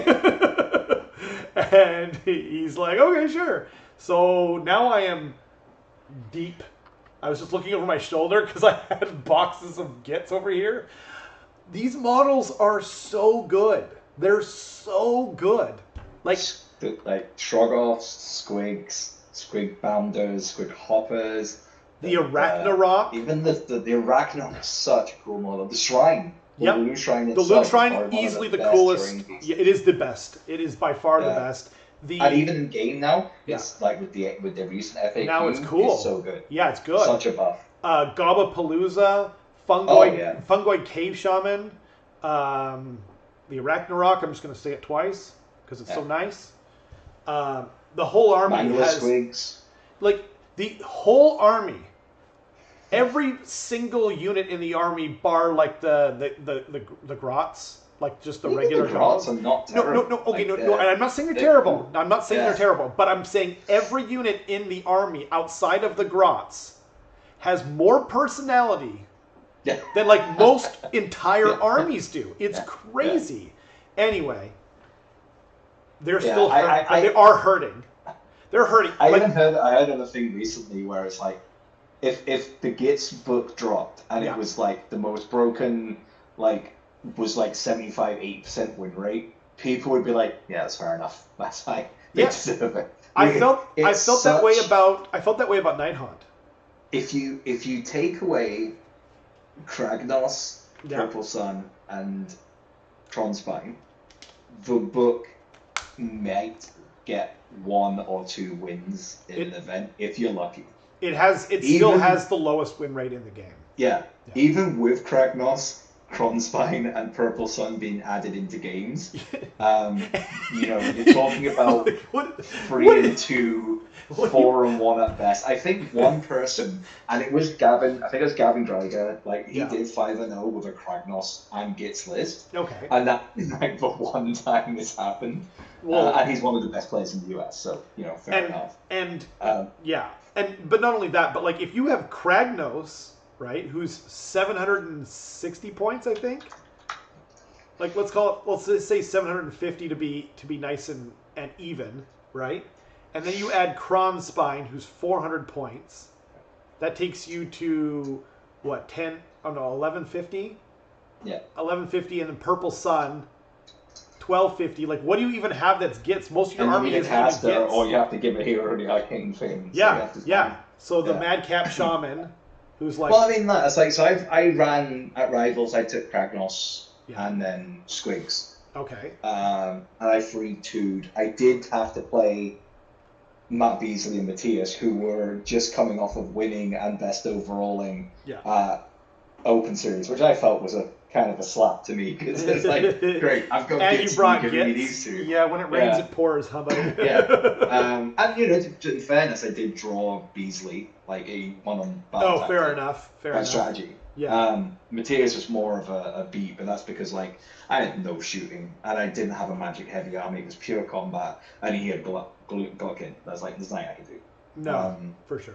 But They are like, they are fast becoming. I've been playing them more and more, Yeah. and even as they are now, it's like I Doors are kind of my army. They're what I'm known for, Yeah. but I'm slowly being drawn more and more into just wanting to play Gates, just because like they have this such a I don't give a attitude. Yeah. And it is great. It is so like it's one of the things like a lot of the Gits players say, where it's like even if you lose, you win with Gits. Yeah, exactly. Yeah. No, that's how I feel. And Taking them, you're winning at life. yeah, they're having more fun, and Yeah. if you're having fun, that's definitely winning. Yeah. I mean, they're almost certainly getting a book in the fall. Yeah. I mean, it's the worst book in the game. Yeah. So like fluff wise and model wise, they are S tier. S tier, easy. Game tier. Yeah. Without Kronspine, Cracked Hospital Sun, they're probably a D. Yeah. Oh yeah. Yeah. Because they have no sub factions at work because they lost all the battalions. Yeah. They have no cross. You can't have a mixed army because you can't resurrect. There's no interaction. It's just such a badly designed. I'm literally just building the army for their next book because I know that there's no way you're not going to be able to take different things in the army. Even if they keep... The one thing I'm worried that they're going to keep, though, is random movement on the squig hoppers. Maybe. I hope they don't. They kept it on the Hell Pit, but the Skaven book was phoned in. So, like, that's what's keeping my hope alive. But I don't care that much. Like, I really like the spiders. I like the regular squigs the most, and I do like the hoppers, and the giant squigs. But the trolls, I want a reason to get the on Ragnarok. I love the model, but I just don't see a need to play it in game right now. I would love to get some because it's a cool ass model. It's a cool ass model. Here's what I'm hoping. I'm hoping that they make the Skitterstrand of Ragnarok battle line. If you have like either a Skitterstrand general or whatever, do something like that, right? So I think we covered it. Bring back the Doom Diver. The Doom Diver would be cool. Doom Diver is one of the most iconic units in the game, and it was loved, and they should bring it back in some form. Yeah, and I agree with Jamesy. He said that he thinks that they should get it, based on the sub factions of heroes. Like that's what I think that they're going to do. Make Gobblepalooza good. Yeah, make Gobblepalooza good. Yeah, worth taking. Yeah. I hope so. Right. Mine is still in shrink wrap. I need to get them out and paint them. But I put together the first two guys, the guy with the mask and the weird spider guy. He's so much bigger than I thought he would be. They're so cool. My favorite guy though was the scare guy, whatever the guy who's like afraid of his own. Scareman sort of thing. Something like that, yeah. Man. Even them, like the Gobblepalooza are some of the best character models that aren't character models in the game. Yeah. What I'm hoping for them is that like you could take them individually, and then I don't think they're going to do that because they're a box. But then what would be cool is if it was like if they were heroes. And then it was like, if you have this unit, like let's say you have a unit of, because they did this in 40K, where it's like, if you have a spider unit, you can take the weird spider Gobblepalooza guy without taking a slot up, or something like that. That would be really cool, right? But yeah, because they should be heroes, but don't count towards your hero allocation. Okay, one more thing though, if they get a release and they get a box set, which we're hoping that they really should. There's two heroes that really need a resculpt right now. There's the Scuttle Boss on Gigantic Cave Spider, and there's the Madcap Shaman. Yeah. Which do you want? To be honest, I would like I'm happy with using Zarbak for my Shaman, my Madcap. But they don't sell him anymore. Oh, did it not? No, I tried to buy him for the same reason. I wonder. But I did get a Skarsnik, so I'm going to use him. Yeah. Okay. So Yeah, I would like. I mean, I would like a reason to have spiders again because the Yes. models were cool. The Like, models are I like the awesome. spider models. I just did. I've got them right now. They're on my painting desk. Yeah, So yeah, both. excellent. I mean, you never know. Like, Both would be sweet. look at what happened with Echoes of Doom. Sylvaneth. They got kind of like a range. Maybe we'll get Absolutely. a couple of things. Absolutely, that would be cool. Yeah. If they just did like 2 things or 2 or 3 things, like because the grots, like you said, they're fine. Yeah, Alex is right. And give us the 2 heroes and a Doom Diver, and I will be. Oh, Doom Diver would be. I would make them my main army. I would drop Daughters of Cain for them. So the Doom Diver wouldn't make them my main. I can't. No, I'm never going. It's never good, not like, going to be if they made Skaven. the army, like even if it was only a B, I would play them as my main tournament army. Because I don't mind being an underdog. Oh, me too. Me too. Yep. Yeah. Absolutely. And I would totally make them my main thing because I just enjoy them so much because they look cool, they play fun. They're just so like you can make stupid noises and stuff, and it's fine because you're a Gits player. Honestly, they're probably going to be my second, even if they're seed here. I don't really care. And just to clarify what I was talking about with Skaven, I actually don't really care about strength. I prefer to be the underdog because then no one really expects anything of you. But my problem with what GW did was they took away some of the fun, and that's the only thing I really care about. Yeah, I would like the randomness as well. Like I liked the old when Fanatics with the random movements and stuff, and things where it's like if it works, it's epic, and if it doesn't, you just laugh because you just die. Totally. I hope you can like hide Fanatics in any unit, not just Grots, because I don't want to take Grots. I just don't want Grots, but whatever. We'll see. We'll see what happens. Okay. Enough of us ranting. I was thinking we should save them for last, but but it's probably best that. Okay.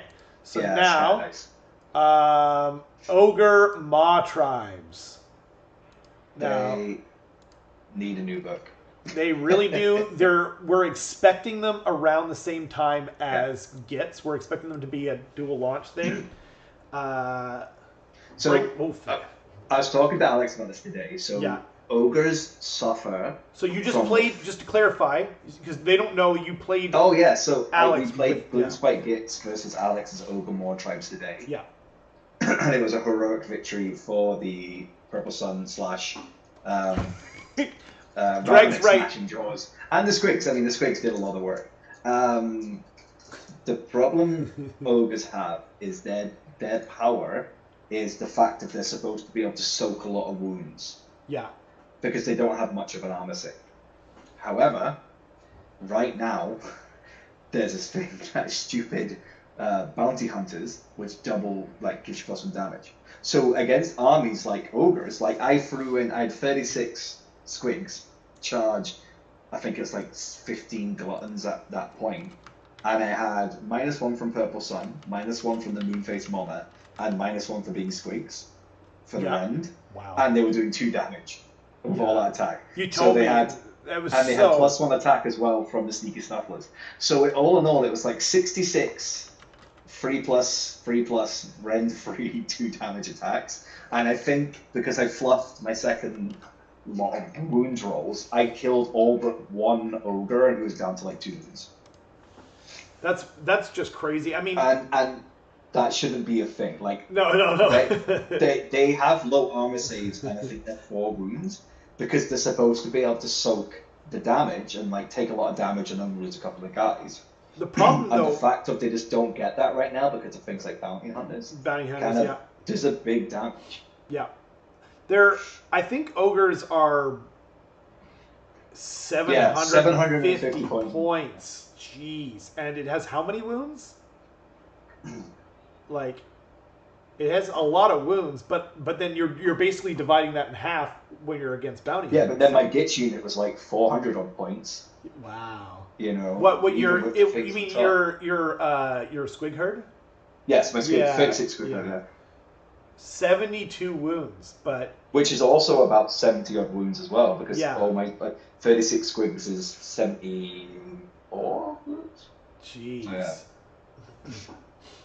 Oh. Man. So ogres have got they've got an interesting. They've got some the Frostman's in fantasy, like when they first came out in fantasy, they were the army. They like, were Mornfang cavalry with the Iron Blaster guns. Yeah. Cannons were amazing, and then even for a while when it was like the Frosthorns and stuff, they were doing really well. Yeah. But then they kind of nerfed how the Frosthorn snowball attack kind of worked. And now with a new edition with Bounty Hunters, it just seems like they just got all these kind of things stacked against them but didn't get any perks yet. Before it used to be, in AoS 1, you could have the is it the one that looks like a mammoth with a long horns? Is it Thunder Tusk? Maybe. I can't it's remember. Thunder Tusk and then it's the other one. It used to be able to like move. Oh yeah, Frosthorn and Thunder Tusk. Yeah. Thunder Tusk. Okay. Oh yeah, and then Stonehorn is the other one. Yeah. Okay. So then the Thunder Tusk used to be able to move, run, and its shooting attack was just an ability. So you just roll a 2-up, so it could do all that. And I think it was like, I forget the range on it, but it was just 6 flat mortal wounds, and so people were taking those. Now it's a very different book.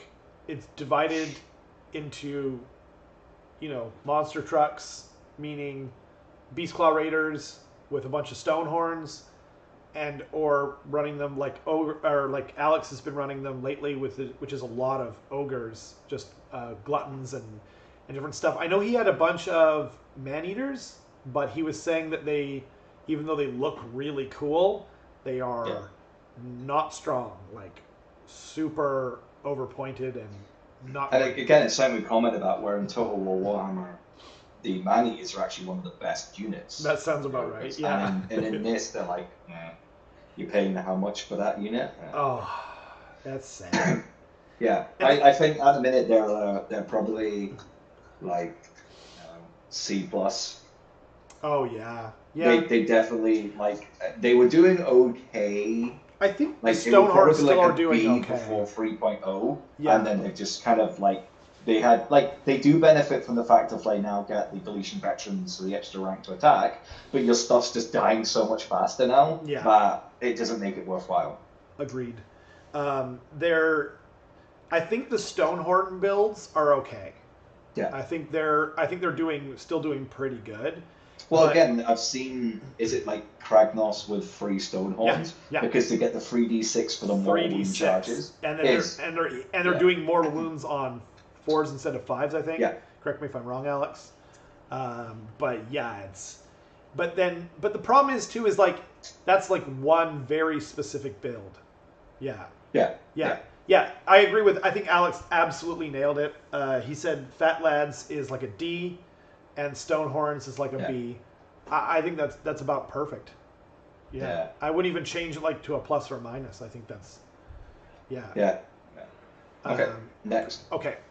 Next. But then hopefully by December they'll have a new book out. Hopefully by I guess December is the end of the. Yeah, because it'll probably be October, November before we get the box set, and then we'll get the book probably before Slaves of Darkness. That'd be cool. Yeah. I'm looking forward to it. Okay. Sorry, I shouldn't have clicked it off first. It loads so slowly. There we go. So, Auric War Clans. This is the second to last book. Auric War Clans is the tale of 3 cities. And though when they came out, we triggered Alex. He gave us a really nice, good wah in the chat. It's much appreciated. I agree. Wah to you too, sir. Oh man, this book. Okay, where do we even start? Well, let's start with the fun bit. Let's start with the good bit. Iron Jaws. Iron Jaws by themselves. Top tier? Yes, no, maybe? I definitely think A+. Maybe not S, maybe but not definitely S. A+. They have a great model range, the pigs, the Maw-Crusher, the cabbage. There's even the troops, the model range is just fantastic. It's really good. The orcs, the storyline, the play style, the Mighty Destroyer's ability are really good. The ultimate Timmy army. Yeah, they play really well. You can alpha strike them or you can grind with them. They're a super, super solid army. So yeah, definitely A+. Yeah.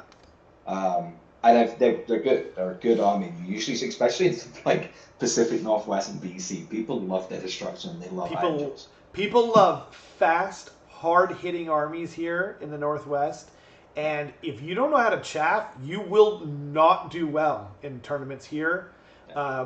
Alex always laughs. He's from the UK. It should be pointed out. You're from the UK. But they don't really do chaff over there. Like, not like they do here. Because if you don't here, your whole army's going to die. Like, all your most important stuff is gone turn one. I think Alex nailed it. Yeah, A to A plus at least. Yeah. The hard part about Iron Jaws, like, they're not the most anvil-y army. They're not that hard to kill. Like, they're not. Yeah, the Mob Crush is have hard an to kill. abundance or probably of Field of Pains or things like that. Exactly. They have like 2 to 3 wounds on some stuff. And they don't tend to have. They tend to be on a 4-up. Yeah. Yeah. Other than the But Mob they Crush, can churn out a lot of attacks, dude. they can churn out a lot of high rend attacks. I think I had a unit of big uns at Rivals like take Kragnos down to like 5 or 6 wounds in a round of attacks or something. Well, yeah, and like, you know, yeah, my experience has always been, you know, oh, they're Drag's next army. I mean, man, I wanted to do them too. If I were to go back in time, I think they might have been my second army just because they're so much fun. Like we said earlier, if you want to have fun, then they're where it's at.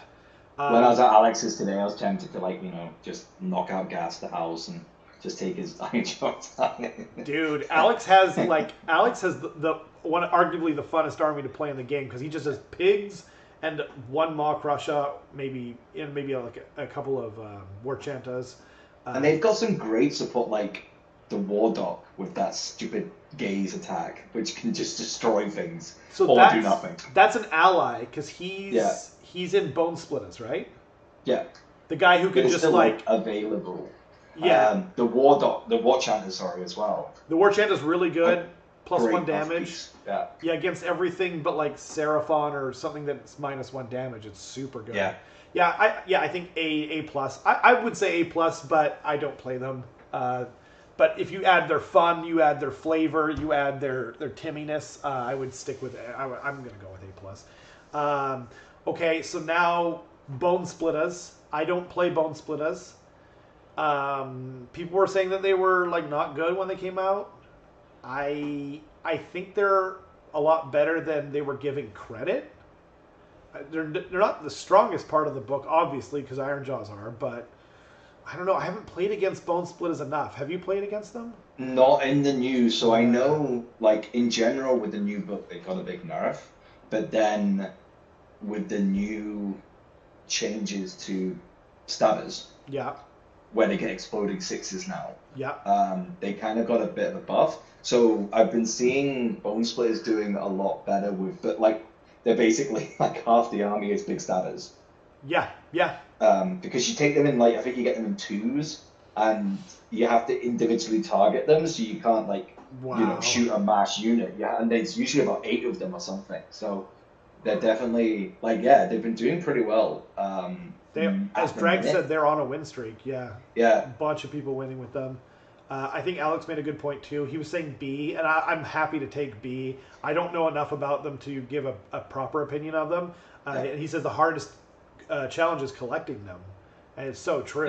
Yeah, they're not an easy army to collect. It's kind of like Daughters. Yeah.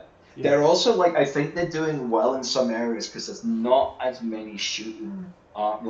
With the hits to Stormcast, because Stormcast for a while were like the kind of shooting army that was around. Because Lumineth kind of died off a bit, and Daughters as well weren't hugely around. Yeah. But Stormcast with like the big units adjudicators or the 6 long strikes because of the double shot prayer. Yeah. Because that kind of got nerfed, you're now seeing less shooting armies I've seen in the meta.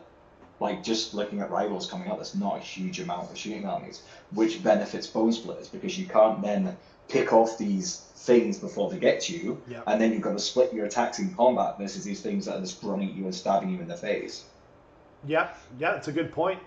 But yeah, I'd say B as well. Like I think B is they're fair. doing well in some things, but I think if you don't have shooting or the tools to deal with the big status, then you're going to be in trouble. But if you do, then Yeah. you probably take them on quite easily. They have counters, like, it's funny, we never actually defined our whole tier system.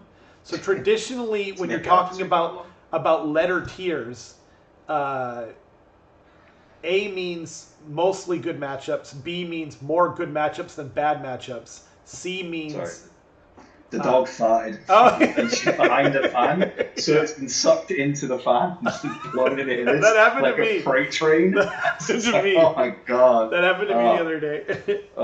Yeah, you can chew it. So, it's like Nurgle's raw. Oh no! I hope none of you were eating. No. So then C traditionally means less good matchups or less good matchups than bad matchups, and D means mostly bad matchups. Yeah. And S tier actually is supposed to mean no bad matchups, right?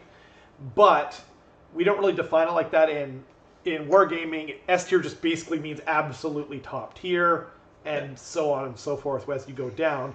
I think Alex is 100% right though. The Wargog Prophet S plus tier. Oh yeah. Best he can unit in the game. Stuff when he can works. kill a whole unit by himself. Yeah. And it's not that uncommon. He can kill a Kragnos by himself. Yeah, he can kill Kragnos by himself like on a mediocre day. It's crazy. Yeah, he's... Oh, yeah, I didn't think about putting him in with Gits. I have thought about taking one or two as allies, but I because I have the Kronspine, I can't have another ally. What? Because you can't have another ally if you have Kronspine.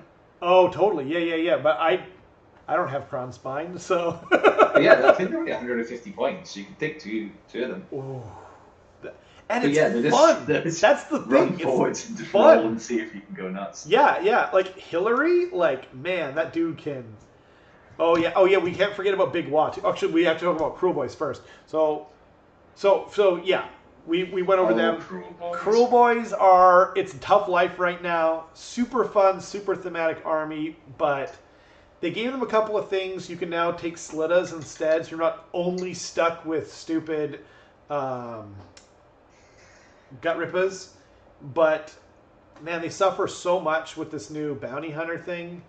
They were already weak, and, like, you know what I mean? They're already, like, on a low save, and it was just their wounds. But then when you take that away from them, it's not easy right now. I think they're in a rough I kind of feel like with Cruel Boys, it's like, someone was like in a pitch meeting. It's like, I've got this idea. It's a new destruction army, and they're gonna be like a combination. They're gonna have combat, shooting, and this and this and this. They're gonna be like the Swiss Army orc list. Yeah. And they're like, cool, let's go for it. Let's design it. And they start designing it, and they do the artwork and start doing the thing. And then a squirrel runs past the window, and they just get distracted, and then just forget what they were doing. Yeah. And then you kind of have this army where it's like there's some cool models and some cool ideas. But it's just like, when it came out, a lot of people were like, oh, because we needed more orcs. Yeah. Like, of all the things you could have introduced, like, I mean, some of the stuff's pretty cool, but it's also like...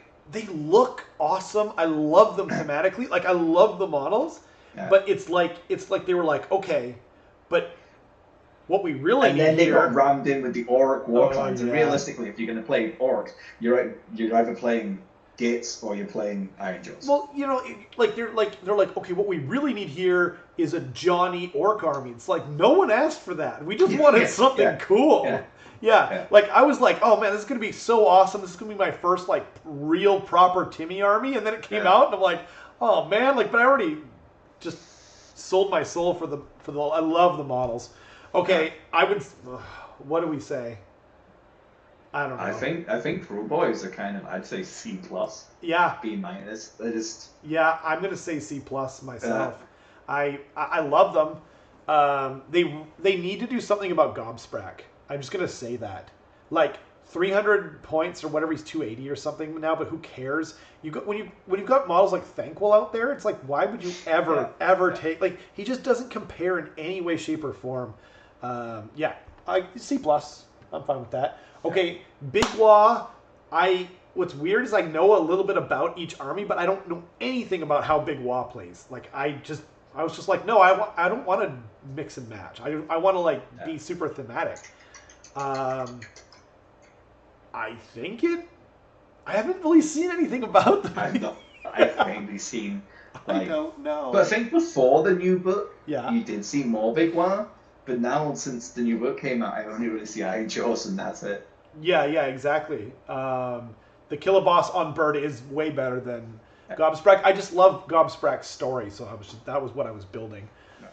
Originally, I was gonna put the killer boss guy that comes with that kit on a giant spider, but now I need all my giant spiders for Gits. So they also have like a better Trogoth hero than the Gits have better Trogoth heroes. Yeah. Like the Trogoth hero is really good. Both of them are good. Yeah. The Meyer Brute is amazing. And also Dobby is the highlight for me of the army because it's a cool model. And I can't stand that model. It I don't know buffs why. my army better than it buffs their own army. Yeah. It totally does. That's absolutely true. Huh. Yeah. But yeah, so yeah, I don't know. Cool. I don't know enough about the Big War. I don't know either. Overall, though, the book, if we're going to give the book a score, I would say an A. Just because there's so much in there, you know. If you want to collect orcs, if you want to be orcs, then there's definitely a way of playing them where you can have a lot of fun, and that's probably Ironjaws. So, yeah. Play Ironjaws. That's the story here. Okay, the last book. Last and not least, I don't care what other people say, Giants, Sons of Behemoth. Take all the awesome armies and take the fun out of it. That's Big Wa, says Alex. Oh, man. Yeah, I think maybe that's why I was just like, yeah, I don't care. Yeah, sorry. But if you want to be eclectic. Anyway, Sons of Behemoth. For those that wanted to play Imperial Knights for Age of Sigma. Yeah, absolutely. Actually, they're currently doing what the old Knights were in 40K, which is big, fun, stompy things. You can play them a bunch. You can play them to own objectives.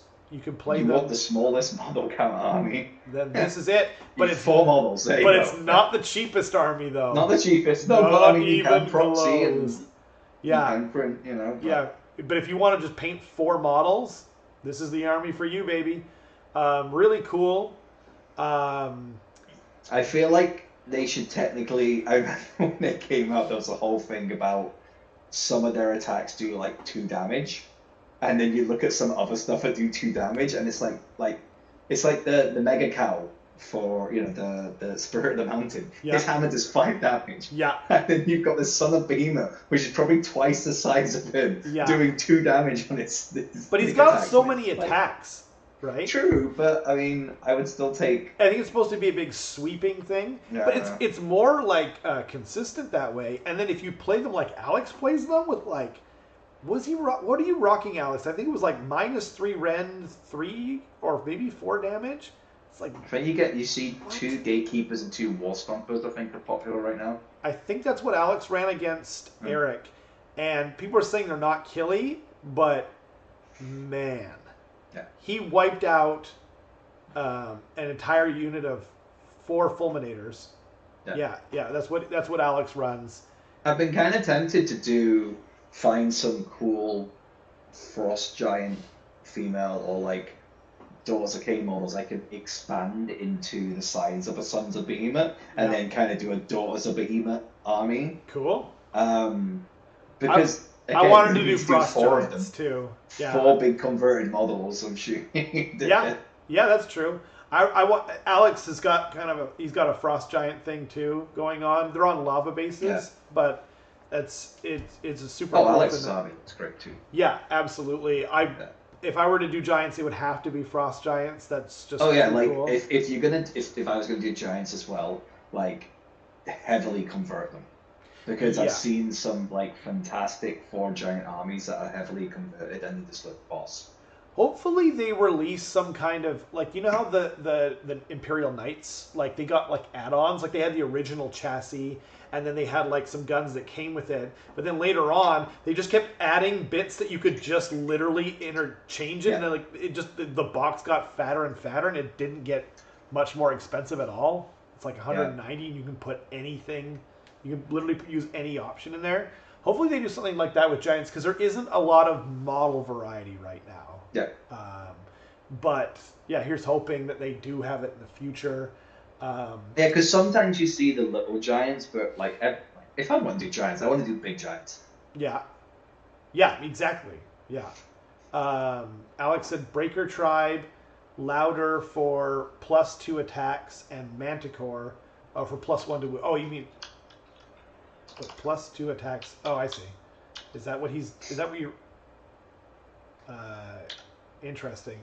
I remember you were like, I think you were on, I want to say -2 or -3 rend, and it was like 3 damage each, and yeah, he was just going through Stormcast, like super anvil-y Stormcast, like they were nothing. He took on the Star Drake, which was on like a, what was it, a 1-up save, re-rolling everything, because it was, Eric was re-rolling anything with 2 damage or more, and all of Alex's attacks are 2 damage or more. So he's re-rolling everything, and yeah, he still took it down. Oh, the flail on the breaker. Yeah, yeah. I've also seen like some armies do well with taking a Mega Gargant ally, because there's just named character ones. Yep. Yep, that's true. Yeah. But yeah, I think the Suns are a fun army. They're big, super they're fun. pretty powerful. Yep. For a while, they were like smashing up the scene, and they kind of like Yeah. died off a bit, and now seem to be coming back again. They were top tier when Amulet of Everyone Gets One was a 5-up ward save. Yeah. And now it's back to a 6-up, but it's still totally worth it for Giants, because... And they got a lot of buffs in the old edition of AoS, where it was like all the monster stuff, because everything was monsters. Yeah. So they just get all the free XP and all these extra like from VP points from being monsters. Yep, monstrous actions. I mean, they did get hurt for a while when you had the Hunters and Prey thing. That's true, kind of. Because I think all that stuff was like, I think you got +2 points from those things. But like, what was in Hunters of the Heartland that Giants weren't just stomping into the freaking ground? Yeah. But yeah, they're super cool. I don't know. They're definitely not like, I think they were S tier for a time. Yeah. They were S tier when they came out, and then the Prime Hunters and Prey came out, and they kind of dropped down a bit. I would say that. And also Dependent being changed to 6+ instead of 5+. That was the biggest deal. In the newer edition, they seem to be on a comeback again. They seem to be doing a bit better. Oh, that's good. I'm glad to hear it. Yeah. But I definitely think they're like, probably an A-. There's still a DPS check. Yeah. You have to be able to do a lot of damage.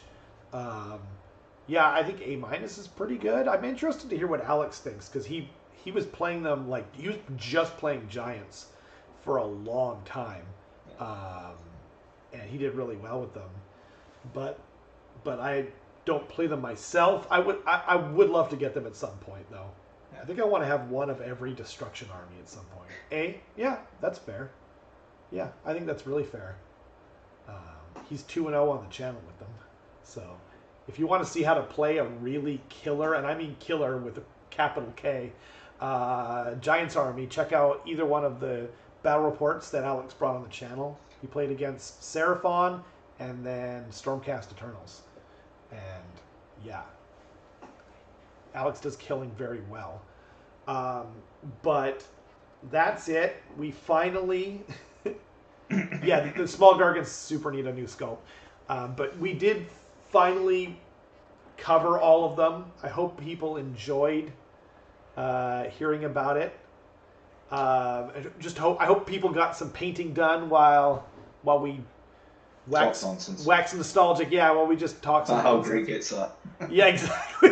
We just talk about how cool Gits are, even though Worst book, but the best. like, why would we ever encourage someone to play Gits when they're just hurting so bad right now? Yeah, it's like you could play this army, or you could play Gits. Yeah. I went into Games Workshop and got at Highgate to exchange some other Warhammer stuff that I had new in the box or whatever, and I was just like, where are your Gloomspite Gits? And he's like, Gloomspite Gits? And I'm like, yes, this is a Warhammer store, right? Like, surely you have it. He's like, yeah, we've got a good amount, I think. You know, it's like no one goes in there asking for Gits apparently. But I was like, direct me to your Gits, sir. And I just walked out of there with a stack of. So I've got Gits on the way. I've started painting them up, and yeah, hopefully we'll be able to do a team battle sometime soon. Yeah. That would be cool. Hopefully a week tomorrow. Yeah. Wednesday. Hopefully Wednesday 31st, I think it is. What's that? That's when the Nova right. Oh, thing is. Is it the 31st? Yeah. Okay. I think it's first, or maybe it's one of these ones where they put 2 time zones on for different countries, but it's like, I think it's early you're morning right. UK. Yeah. 1 a.m.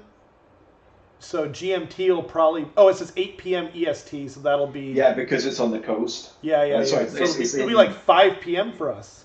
Yeah. That's so awesome. Like, we never get the previews.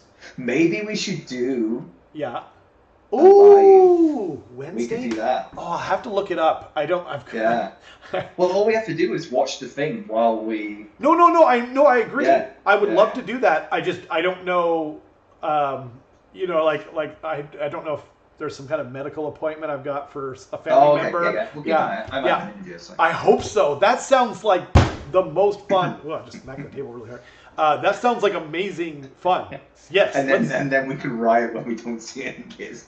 Yeah. Stop throwing stuff at the screen. And then we can what do you call it, like boo the 40k stuff, even though I like 40k. I love the model ranges, so it'll be interesting to see the stuff. I actually like the game too, but I'm so into. Oh, it does say that they're going to show Age of Sigmar, and Horus Heresy and Underworld's interesting. Nothing for Warcry or.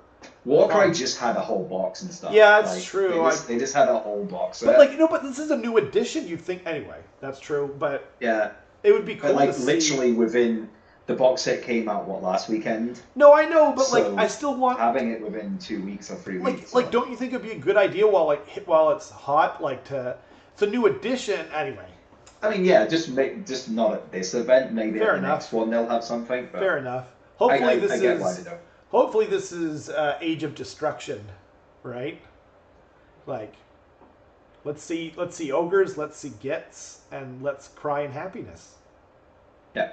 Sounds good to me. Even if it's just a sneak peek, I don't expect to see any of the new stuff, but even if it's just like a little trailer at the end, with something that points towards them, then that would make me happy, because then I know it is them coming. Totally. Because they'll probably show the new books for Zinch and Lumineth, because we know they're coming. We've already seen the covers, so they might quickly touch on that, saying that they're coming and give us a date or something. Yeah. But they're not new. They're not something we've not seen yet. We've seen the books. We know they're coming.